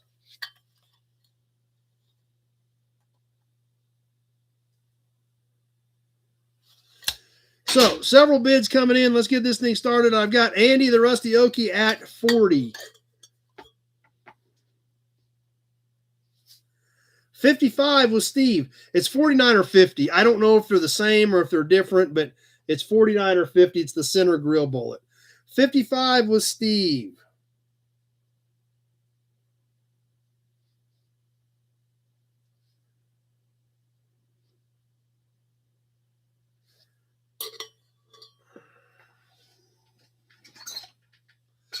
"30 seconds gone."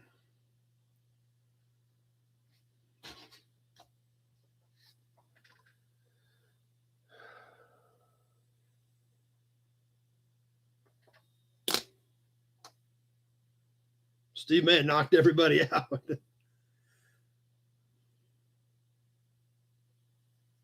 They also make nice hats.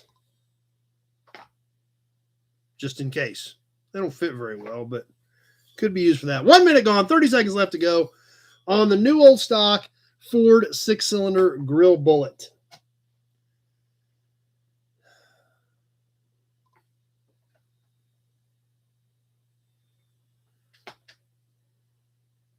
Foil hat?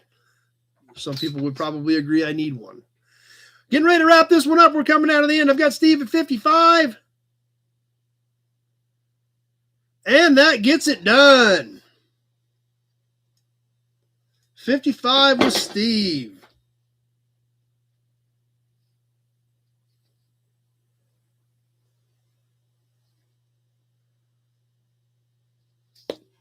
There, Kevin L had a 60 hanging in there.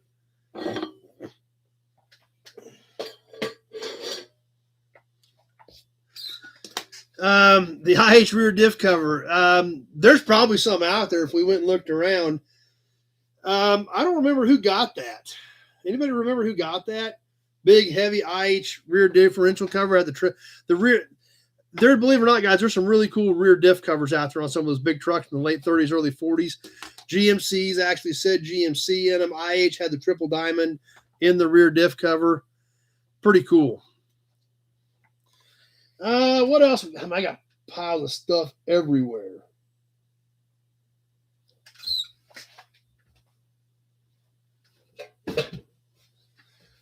Let's see what we got here. I'm going to get rid of these plates. They're laying right here. We haven't done a group of plates in a while, so we're going to do one right now. They're all related, which is kind of funky and cool. You want to do a flash auction on them? Okay.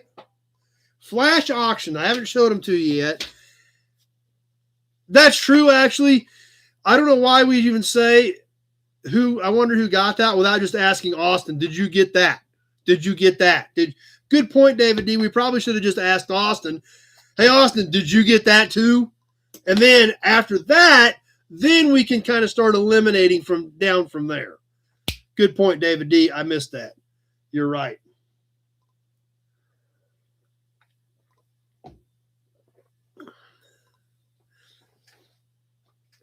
All right, good thing you're here to think for me. Flash auction on this group of plates. Now, you're going to see them because they're not new, but they are all related, and that's what's cool about them. Are we ready? Are we ready? 60 seconds and go. You're going to get 3 plates, all number 44. 44, 44, 44. All together, one blue, one red, one black, all number 44, all together, one shot deal. Big job at 44. What a bid. What a concept bid. Which, when you break it down by 3 plates, isn't that expensive. 55 was Steve. All number 44s, all 3 of them, all together. Flash auction. 30 seconds is now gone. We have 30 seconds left to go. Steve at 55.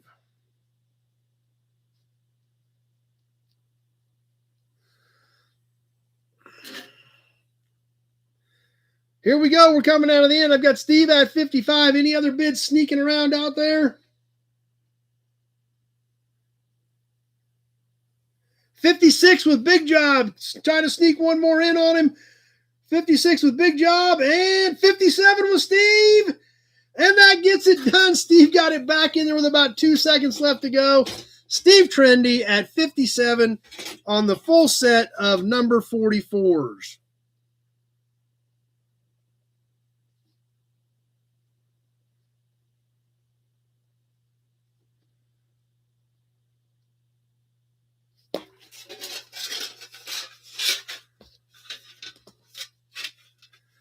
And there's John 60. He was in there shooting too. That one got tight.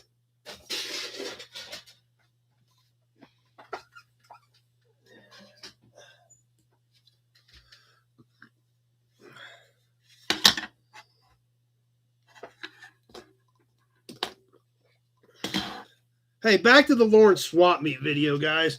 Michael at 59 over there. So, yeah, we must have some pretty serious delays on Facebook, Michael. You may want to go a little bit earlier because this thing is really hung up over there. Okay, Lawrence swap meet video.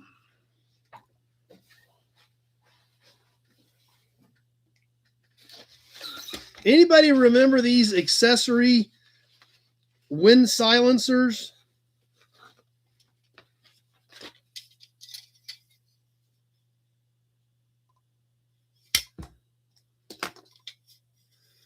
You guys remember seeing these in the video?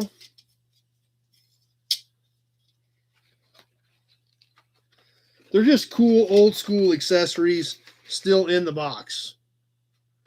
Who wants one for your collection? We have them in, we have a pink one.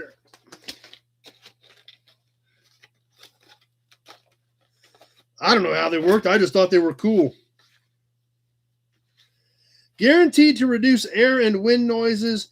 Enjoy a quiet ride when the windows were open. So somehow or another, it helped deflect the air that was like probably making noise blowing straight in the windows. We've got blue ones.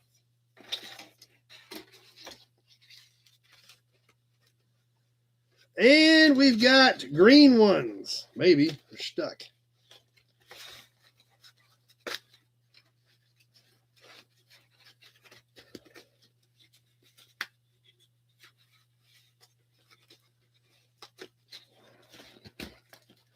Oh, this is stuck because it has mounting clamps. Okay. The green ones actually have a mounting clamp on them. That's why they were stuck in the box. So the green ones have these little mounting tabs.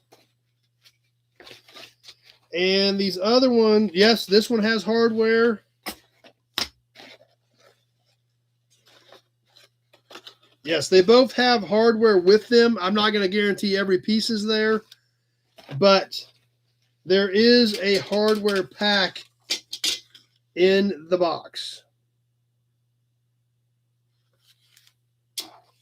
So you can have your choice of color, red, blue, or green on these accessory adjustable silencers. Do they work? Who knows? Do we really care? Not really, because these 50s accessories are awesome. High bidder is going to get their choice of color. So Bodine starting us at 20. And here we go.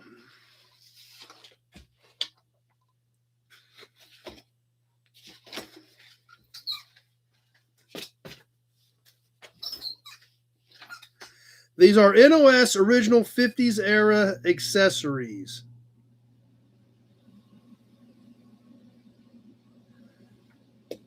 Bodine at 20, you will get your choice for your high bid unless you want all of them, but it would be times the money.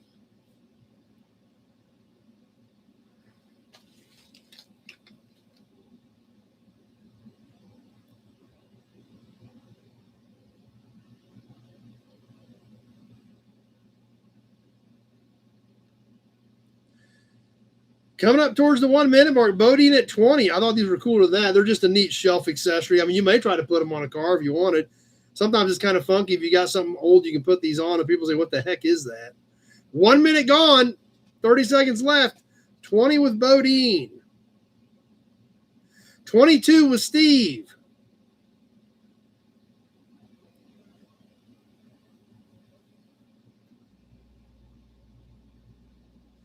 $40 with Big Job. Taking away, we're coming down to the wire. I've got Big Job at 40. And that gets it done. Big Job at 40. So which one or which ones do you want, Big Job? $40 per set. The blue ones. Okay. The blue ones are going to Big Job.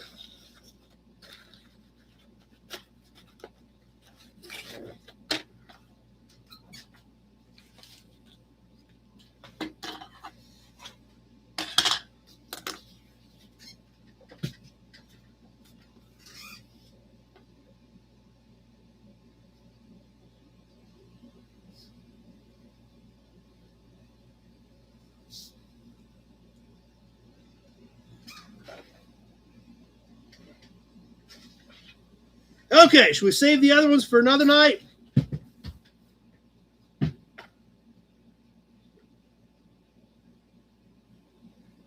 I think since they're new, we'll save them for another night, so some other people can have a shot at them.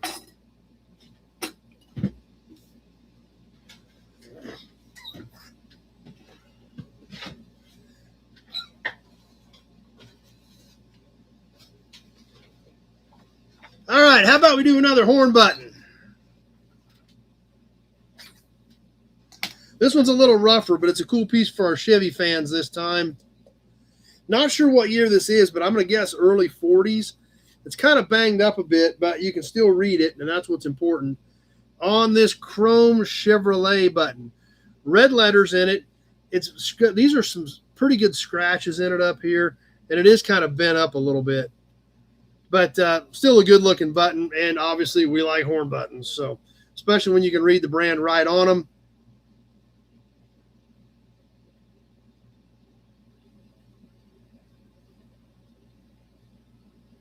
And let's roll with this and see what else we want to do.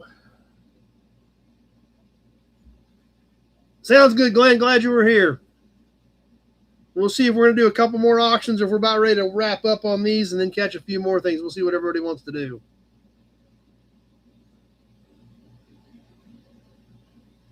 Vincent with us on Facebook.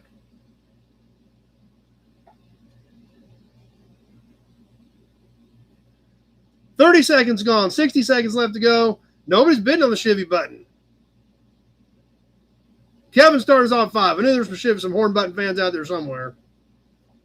I know it's a little bit rougher, but I figured somebody would still like it.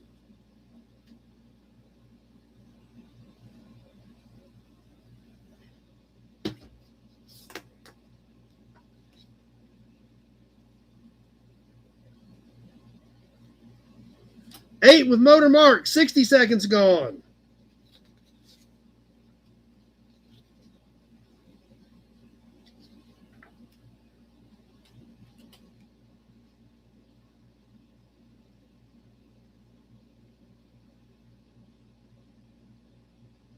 It's been abuse of traffic jams. That's probably right. That's probably the answer, Big Job. Motor Market 8. Getting close to the end, about ready to wrap this one up. And that does it. We'll throw this in Motor Mark's pile at 8. Kevin L had a 10, and it was too late.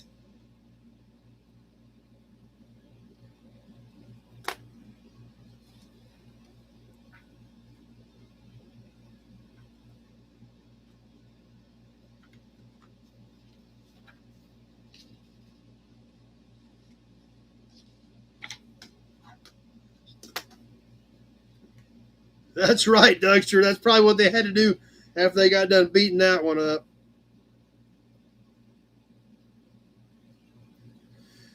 We'll do an oil can next. Kind of an interesting setup here, and I don't think it's in the book. I was kind of hoping it was. But I'm not seeing it.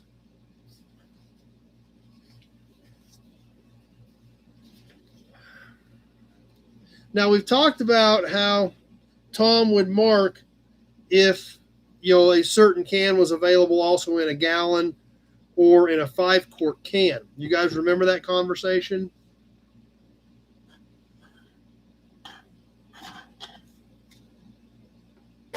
Where Tom would put a little 4 or a little 5 down below it to designate whether it was available that way as a larger can.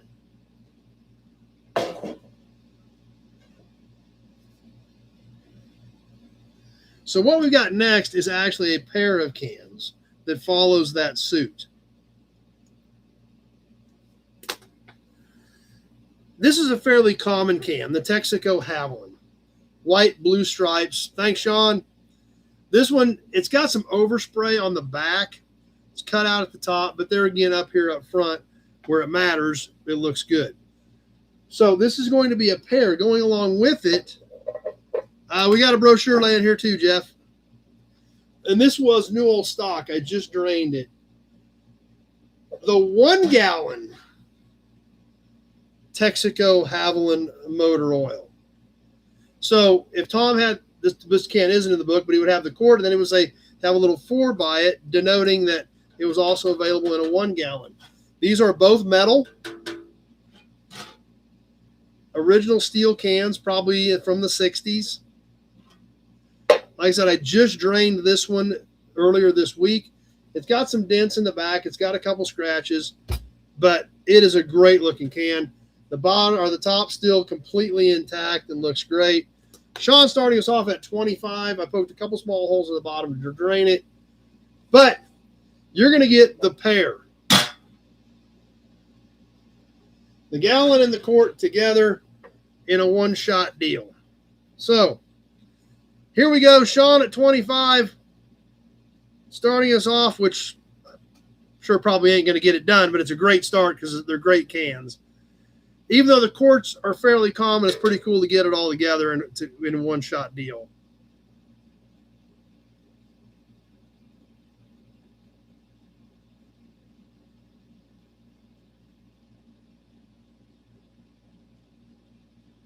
$40 with John Anderson. 30 seconds gone.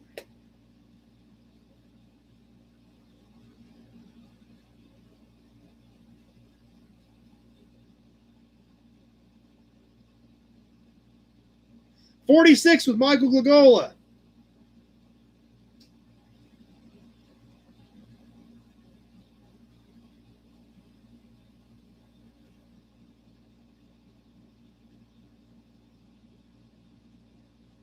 One minute gone. I've got Michael at 46.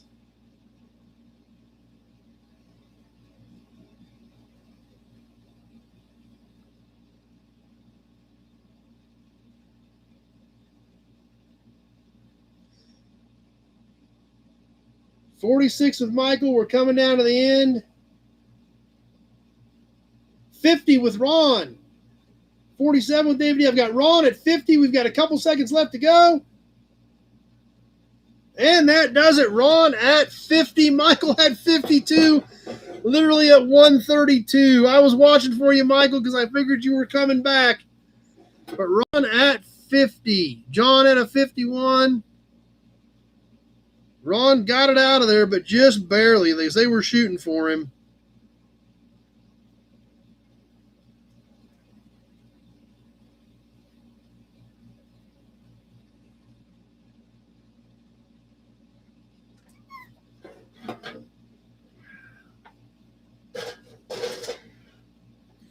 Okay, let's find a couple more things to do here real quick, and then we'll see what direction we want to go from there.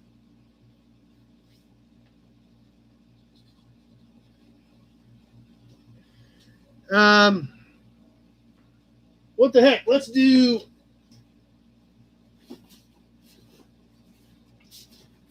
Let's do, oh, come here. Whatever this is, go. 60 seconds flash auction on whatever this is. Here we go. We're live. We're already on the timer. You're going to get whatever plate is in this envelope right here, right now. 60 seconds. Here we go. We are live and on the timer. 30 with Sean. Not even messing around. 42 with John Anderson.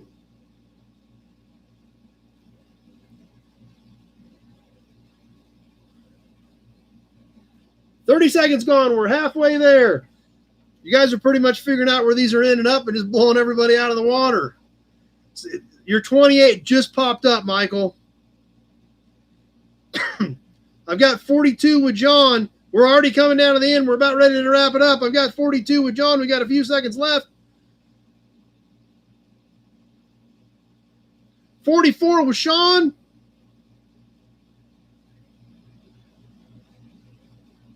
And that does it. 44 with Sean.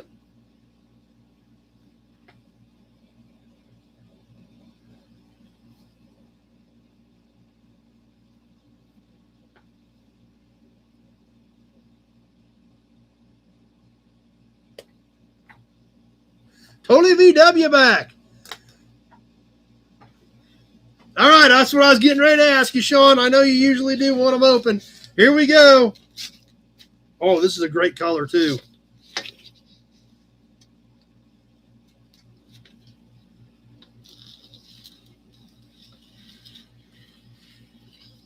I love this blue. Good God, that thing is nice. Wow.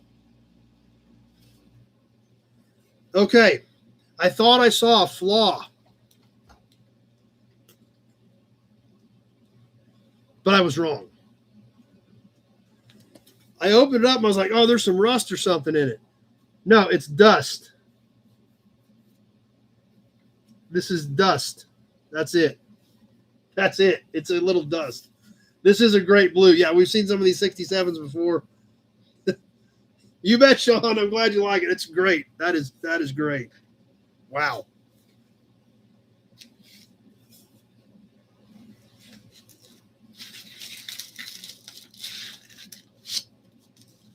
Cool piece.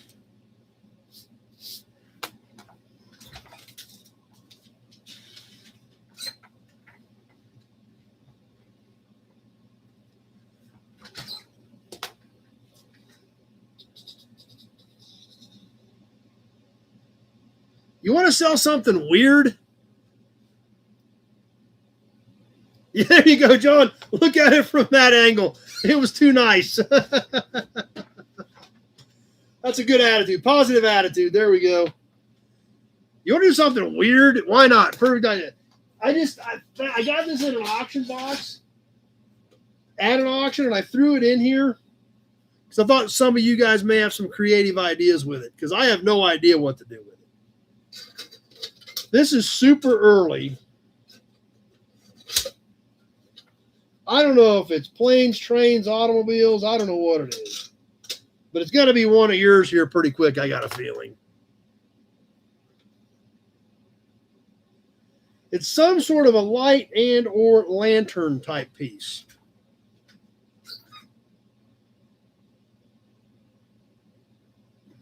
Ideas? Because I got nothing. I got it at an auction in a box of other parts. I didn't know what to do with it.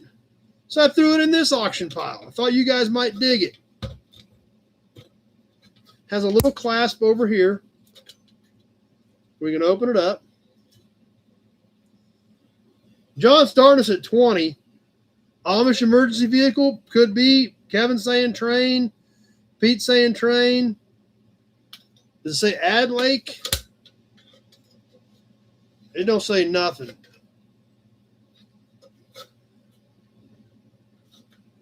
I don't know. Nobody else bids is going to be John's problem. John started us off at 20. Let me give you some sizes on this. The light itself, without the handle, is about 8.5. Voting at 22. It's about yay tall. The main light is about that big. Other than that, I got nothing. So basically, you're getting this light as you see it. We got some bids. I've got Austin at 30 is my current high bidder on this thing. There you go. We'll call it a train light because I don't know.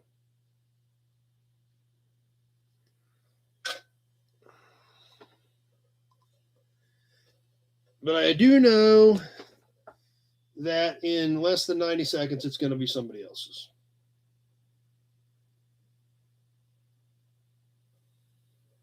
It's got the red in the back. I mean, it could absolutely very easily be trained, but I don't know for sure, so I'm not going to say it was. 30 seconds gone. John at 31.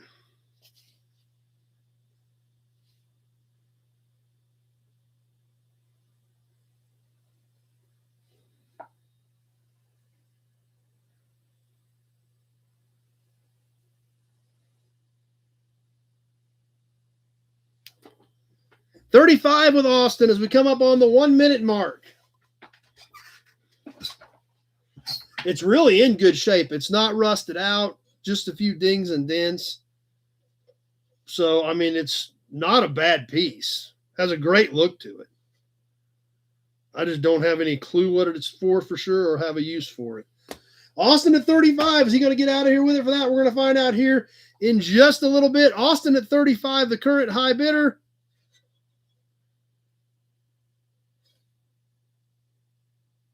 And that gets it done. Austin at 35. Signalman 35 lantern. Motor Mark had a 50 in there. I was thinking this thing could have done 50 and it was in there. It was just too late. That's true. This thing is, it's been around for a while. It still looks pretty decent. 35 with Austin McCoy.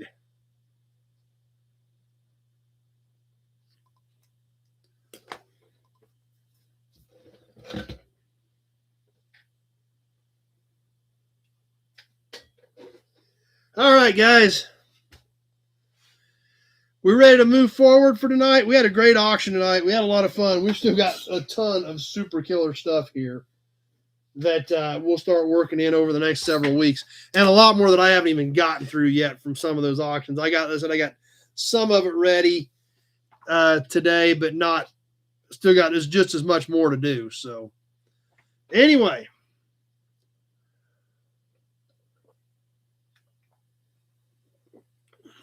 Glad you guys all had fun. And like I said, I will be working my way through the few things that are left in the auction tub this week. So if you've got something hanging in there, please get with me if you still want it. Devoted auction nights added to the schedule. You bet, Austin. Why not? You get everything else around this show. Right? Yeah, I think we do the gathering again. I think you may end up taped up in the airplane this time. That's right, exactly. Oh man. Story time. Let's catch story time real quick because it is a quick one tonight.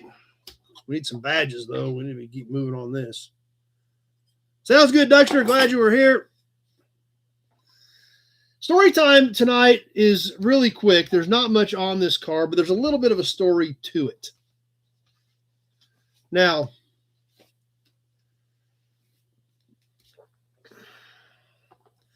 I do still have some ham radio plates, Brett. I should dig some more of those out because we haven't done any of those in a while, but I do still have a few back there.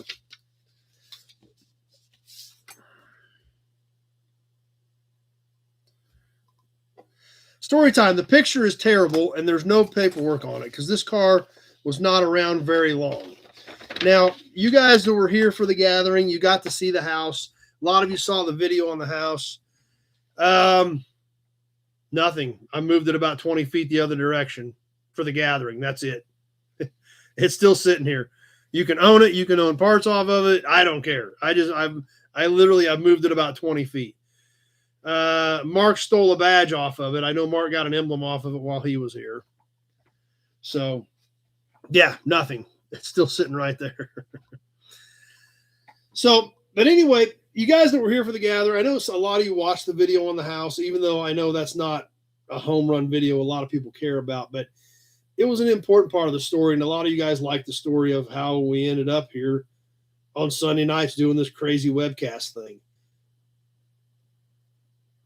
Matter of fact, I kind of wonder how we ended up doing this crazy webcast thing. I just brought up a very good point. How do we end up doing this crazy webcast thing every Sunday night?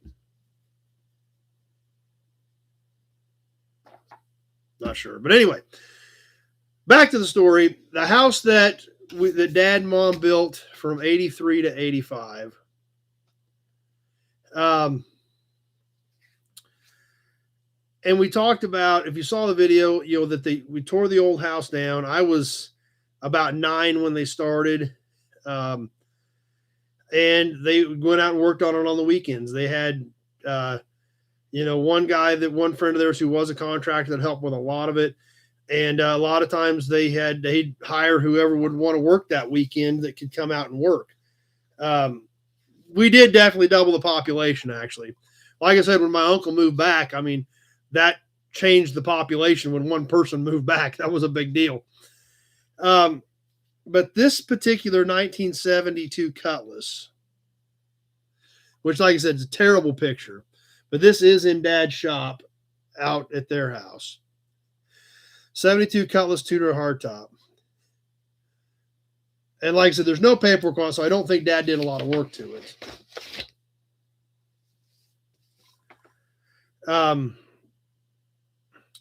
But what he ended up doing when he sold this car was there was a guy that I think this guy worked with him at Dove's. And, but he wasn't a contractor. I don't know if he worked, I think he may have done was the lube guy that did like oil changes and service work and light mechanic type work. So he wasn't a contractor, but he needed a car. I don't know why he needed a car, but he needed a car.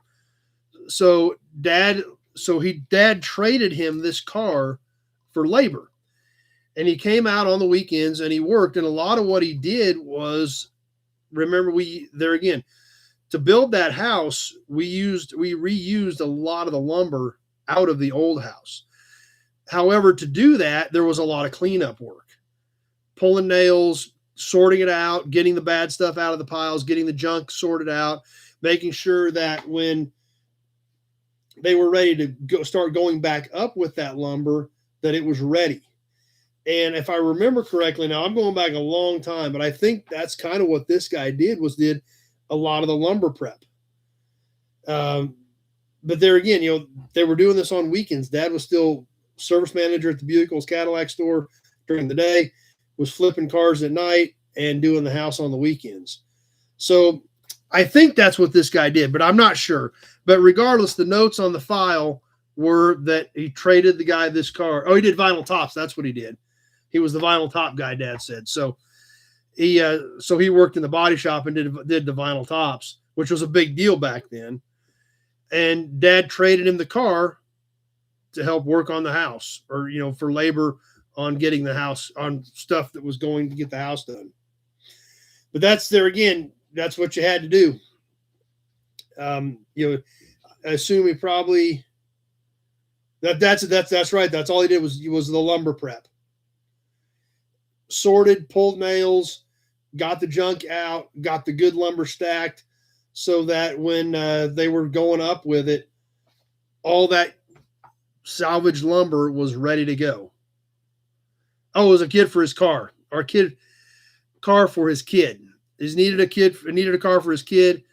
And obviously he was the vinyl top guy, so he worked in the body shop. So he didn't know, he wasn't a contractor, but he came out and did all of the lumber prep, which, you think about it, we tore a whole house down.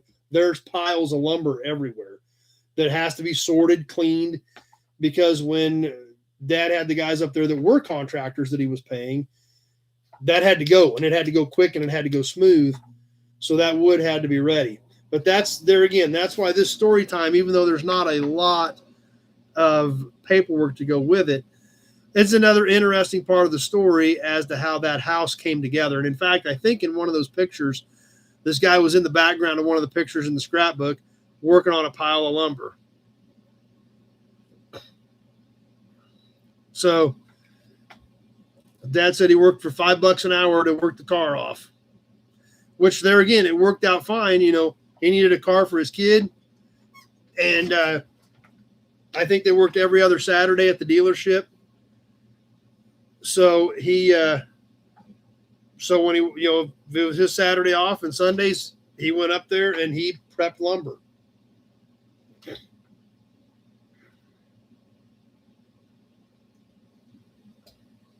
So there again, just another little interesting tidbit to the story. And there's a couple other cars that are coming up on story time that are similar type stories related to that house. So that there again, not a very good picture, but kind of an interesting story about how it all came together, or how that whole that house came together on weekends. You know, built that 2-story house, tore one. Started in spring of '83, tearing the old house down, working on weekends, and Christmas of '85 we stayed there. So, and paid for it as they went. A lot of used stuff, a lot of obviously a ton of recycled lumber out of the old house. All right, Kevin L, thanks. Hitting us with another supercharged super chat for story time. Boom. I love that when you guys think that we, you know, a segment we do, you guys really like it and it's worth hitting it with a super chat. That's awesome. Especially the story times. You know, story time is, you know, something obviously that brings back a lot for me and Dad. It had a bad motor when Dad got it. So he said it was a really nice car, but there was no paperwork in it. So I don't know, you know, what happened as far as the engine, whether Dad just had somebody put one in it or what happened there. But he said it was a really nice car. That's probably why it was fixed. Cause you remember that's a 10-year-old car. So it was already getting some age on it at that point. So not a real in-depth story time, but another little tidbit, another little piece of the story as to how this, how we ended up sitting here on a web show every Sunday night and hanging out together. And it's kind of crazy to think about, but all these little pieces is what eventually built up to where we're at now. So anyway, let's catch a promo model real quick. I know some of you guys want to catch that, and then we will see what else we want to do yet tonight. We've still got some other fun things to do if we feel like it. If not, we can wrap it up. So, oh, he sold it as it was. Okay, so it was a really nice car. Then the other guy had to put a motor in it. So, perfect, Austin. Sounds great. Appreciate it. So Dad sold it to him as is. So he had to put a motor in it, but it was just a really nice car. So, so there again, that guy needed a car for his kid.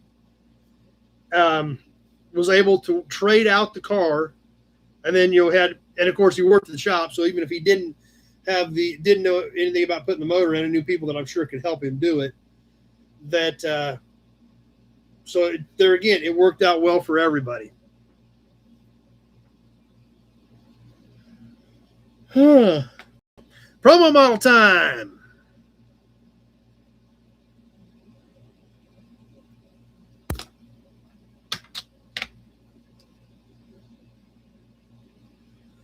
Brett hanging out with somebody from Southern England. Yeah, if you guys don't remember, Big Rig Brett is also big into ham radio. So he taught me some about it, but I don't know a ton about it. But yeah, Big Rig Brett's all over the airwaves with the ham radio. So bring some people on over here with you, Big Rig Brett. Have them start hanging out with us. Hey, guys from England are welcome too. So tonight's promo. In Starlight Blue, The 1961 Galaxy two-door hardtop. This is a pretty decent promo. Perfect, Brett. Appreciate it. Thanks, Kevin. That's very kind to say. We didn't do a May raffle, David. We just pushed it to June.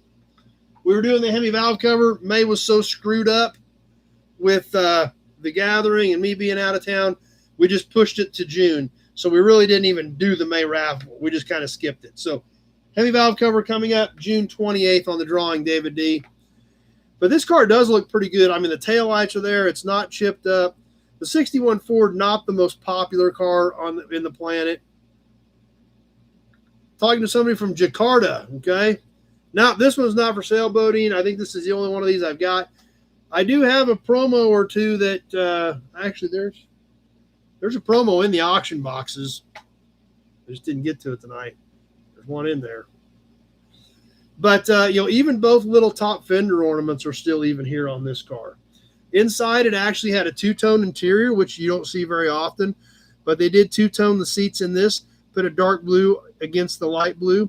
See the dash and steering wheel all intact. Windshield, back glass, all still here. All original tires, wheels, and hubcaps. You bet, David.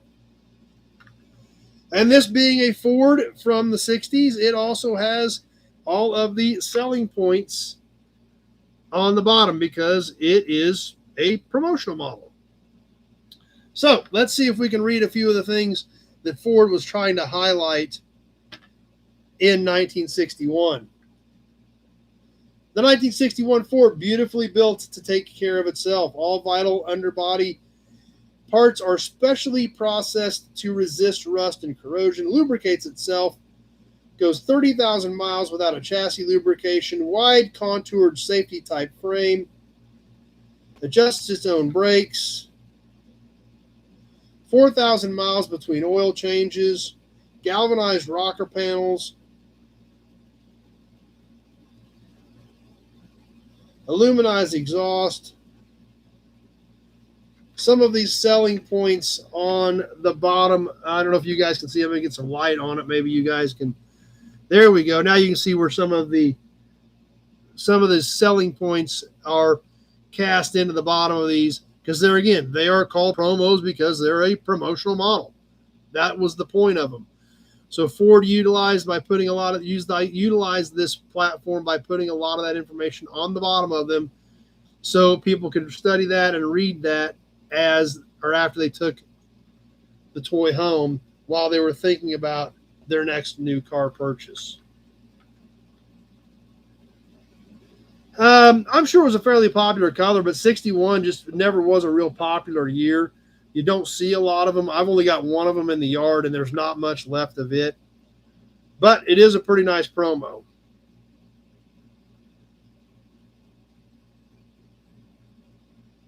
Of course, after last week's promo, a lot of stuff kind of takes a back seat to that one. Hudson Badge. Last week's promo was, I told you guys it was good. And last week's promo kind of knocked everybody's socks off. But it was really amazing.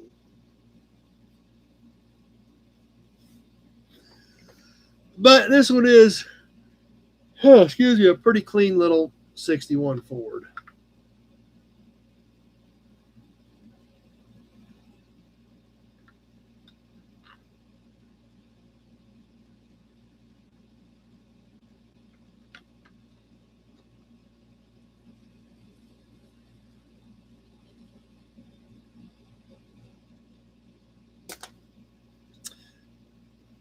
All right, let's take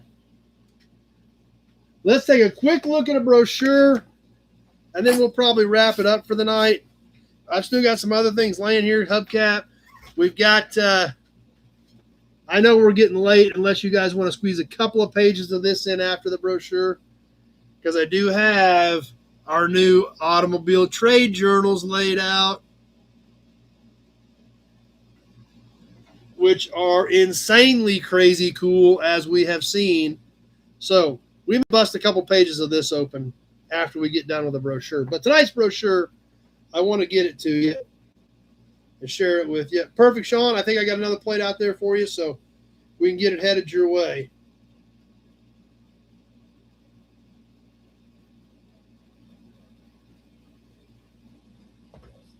But tonight's brochure. Sounds good, Leo. Glad you were here.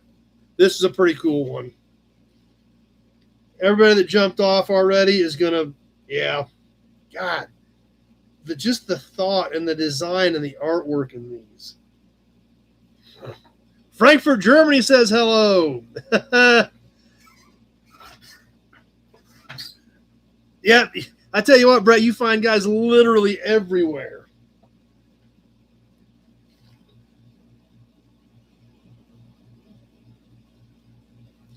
The new 1956 Packard. All black. Has the symbol, the badge in the front. All black cover. Same thing on the back. For the new 1956 Packard. True, Mark. My bad. My bad. My bad. My bad.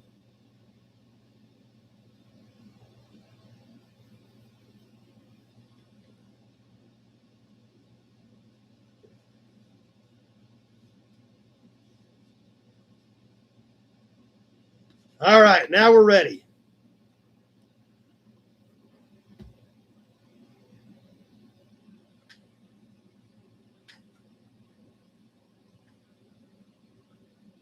I don't know why I keep wanting to do that, but I do.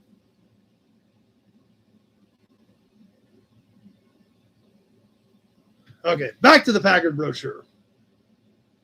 And this is what's even crazier.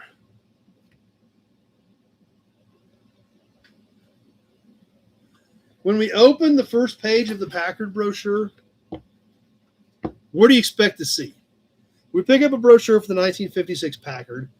What do you expect to see when you open the inside cover, the first page? I would assume I'm going to see a Packard, but I'm not. Front grille, you would think something like that. Pete says grill. You would think. It has a couple going out in formal wear. That's right, Sean. Hamburger helper. There we go.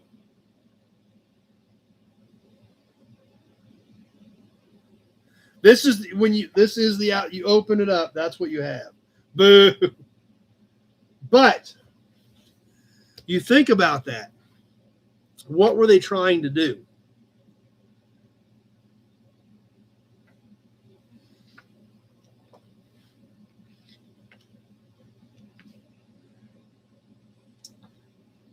You know, nothing on the inside cover and a couple in formal wear.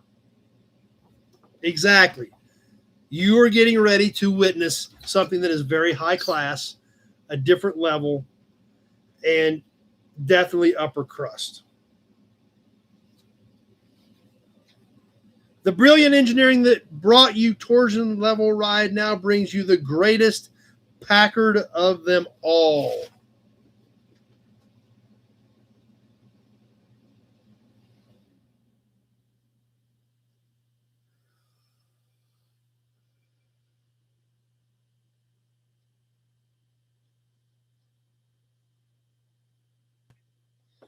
Australia saying hello to Nobody's Nation.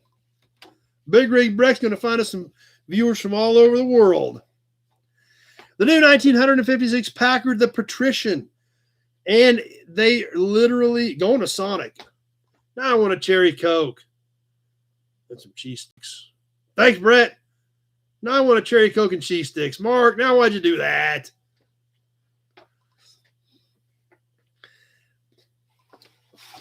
Beautiful color on the Patrician. And once again, they're spelling out 1956. There again, this is a classy automobile.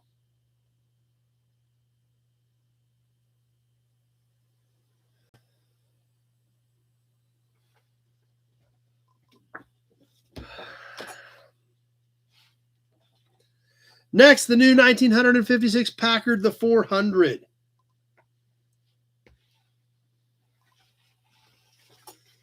Yeah, that's right, Brett. You do have a lot of radio. Nobody's international. That's right, Bodine. Packard were ahead of their time typically, but this was the end. Studebaker Packard formed in 57 or 58. I think 57. Tots, that don't sound half bad either. So I think this was it. I think it was Studebaker Packard in 57. I would have to double check that, but it was 57 or 58 when Studebaker and Packard merged. The Caribbean, beautiful, beautiful car. Tritone. Yeah, that coral on these looks great. That is 100% true, Brett.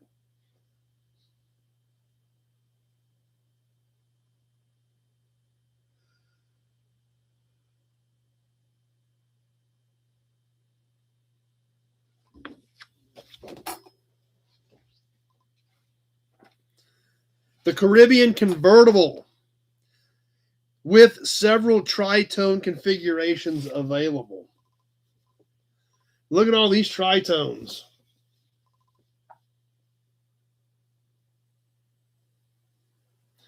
Packard did do the engines for the Mustangs.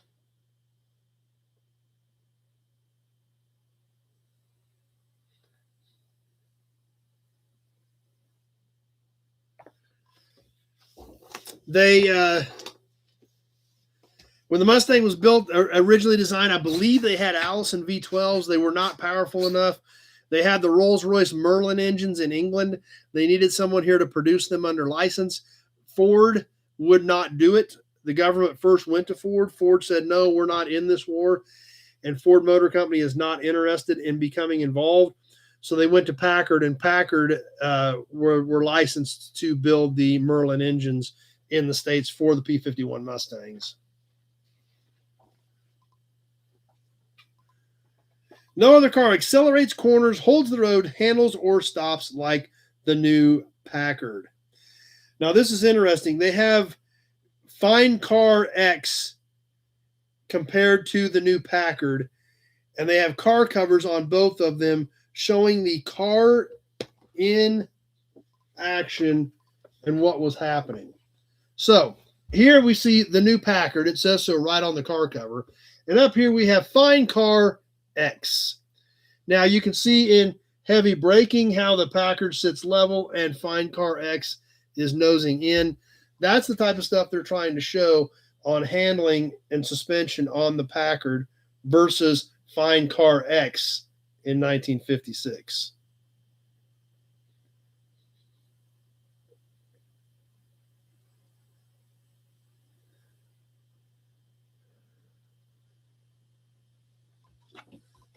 Yeah, that's exactly right. And then they built more B-24s than anybody, than anybody built any other airplanes, I think. The Packard V8, you command today's mightiest driving force, 310 horsepower in the Caribbean series, 290 horsepower in the Patrician and the 400 models, and electronic push-button Ultramatic.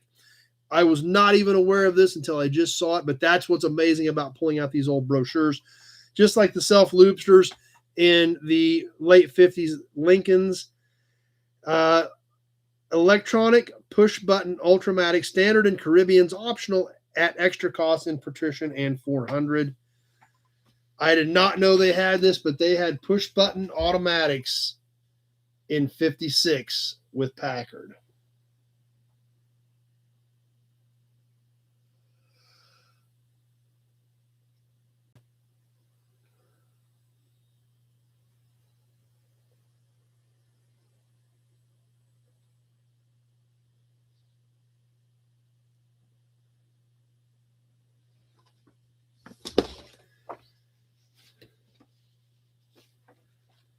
High fashion styling by Packard. Check out these interiors.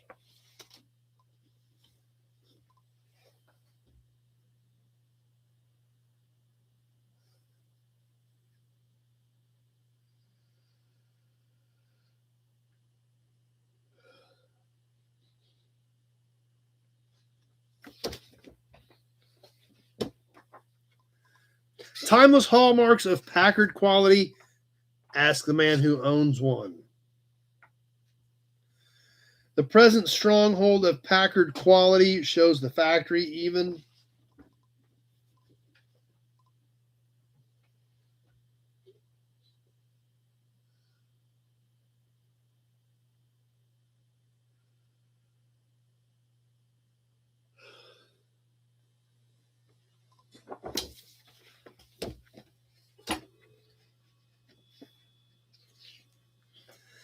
And in the final back page, 1956 Packard specifications. The engine, the fuel system, the transmission, rear axle, torsion level ride, torsion bar springs, load levelizer, stabilizer bar, brakes, electrical, lubrication, cooling, windshield wipers, exhaust, wheels and tires, and dimensions. Oh, no, actually, this is kind of interesting. This brochure is dated 55, but September of 55, but the merger was already done. That's right, Sean. They were definitely one of a kind. That's right, Brett. This was already Studebaker Packard Corporation, so this had already happened. This brochure was printed September of 55, and we look down here, and does say Studebaker Packard Corporation, and the date is down here of 9 of 55. So this was the Packard division of Studebaker Packard.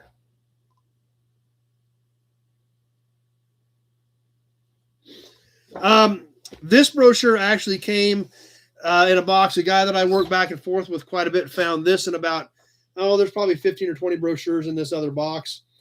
But obviously the bulk of them, all the stuff in the gray boxes you saw, David, that was all one collection. So this one came in a small box I just got recently. But when you guys were here and all those stuff in the gray boxes, David, that was one guy's life collection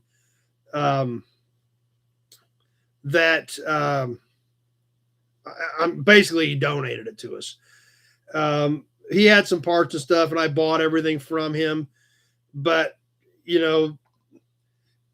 for what he charged me for the parts, it was a pretty fair deal, and I got the brochures with it. So, can't thank Carrie enough for thinking about us. It's allowing us to use them on the videos on the cars when we do them.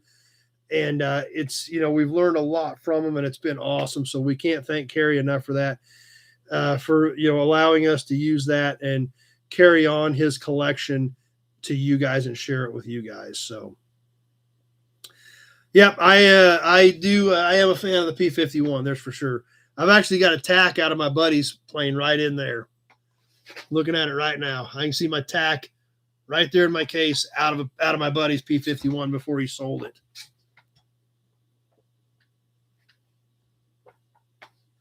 So I am a fan of those as well. But yeah, that's the deal with the brochures, David D. Most of them came from one collection. You bet, David.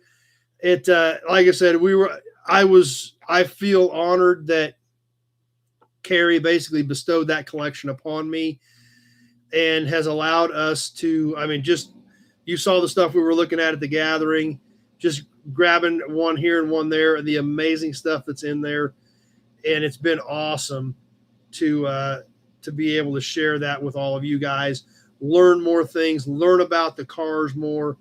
It's been great. So thanks, Sean. Appreciate it. And with that, I guess we'll go ahead and wind things down. We're already coming up on 2.5 hours. It's 10 o'clock. I know you guys got stuff to do tomorrow. We'll have to get into the auto trade journals maybe next week, but felt good to be kind of back in a somewhat normal routine tonight. I hope you guys enjoyed it. We're going to give you another Hudson badge to wrap this thing up, and we'll throw up an Auburn badge as well, because we're going to hopefully go see our good friends Doug and Adam Prey at Auburn Court Duesenberg on Thursday, and then, of course, Meekum Tulsa on Friday and Saturday.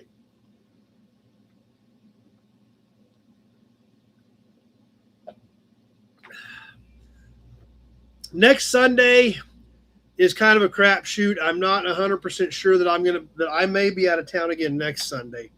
I will post one way or the other whether we're going to be on a normal episode or whether I'm going to be out of town. It kind of depends on how things go with the Tulsa run as to whether I'm going to try to make another run on Sunday. So keep that in mind. We'll get some more content up this week. I'm going to try to get the gathering video straightened out. You bet, Michael. Glad you were here. And Toy Tuesday, we may try to squeeze that in this week. Thanks, Scott. Like I said, the brochures have been an amazing addition, no doubt about it. Glad you're enjoying them as well, Scott. And I hope you guys don't mind using them on the regular car videos, because I'm learning more about the vehicles. I hope you're learning more about the vehicles. Been an amazing addition all the way around. So 15. Little Scully cans are 15, Mark. So with that, guys, we're going to go ahead and wrap this thing up. Great night tonight. Thanks for all your participation. Thanks for your participation in the auction. We'll click offer and see how we ended up on chat numbers, see if we got those back up. And but we did have a great time tonight, a great crowd, and had a lot of fun with you guys. So we'll see what happens Tuesday. Stay tuned for next Sunday, and I'll try to keep you guys a little ahead of the loop on Sydney, Australia, saying hello, to see what's going to happen next Sunday. With that, have a great week, everybody. Stay tuned. We'll get some more stuff coming up, and thanks for watching.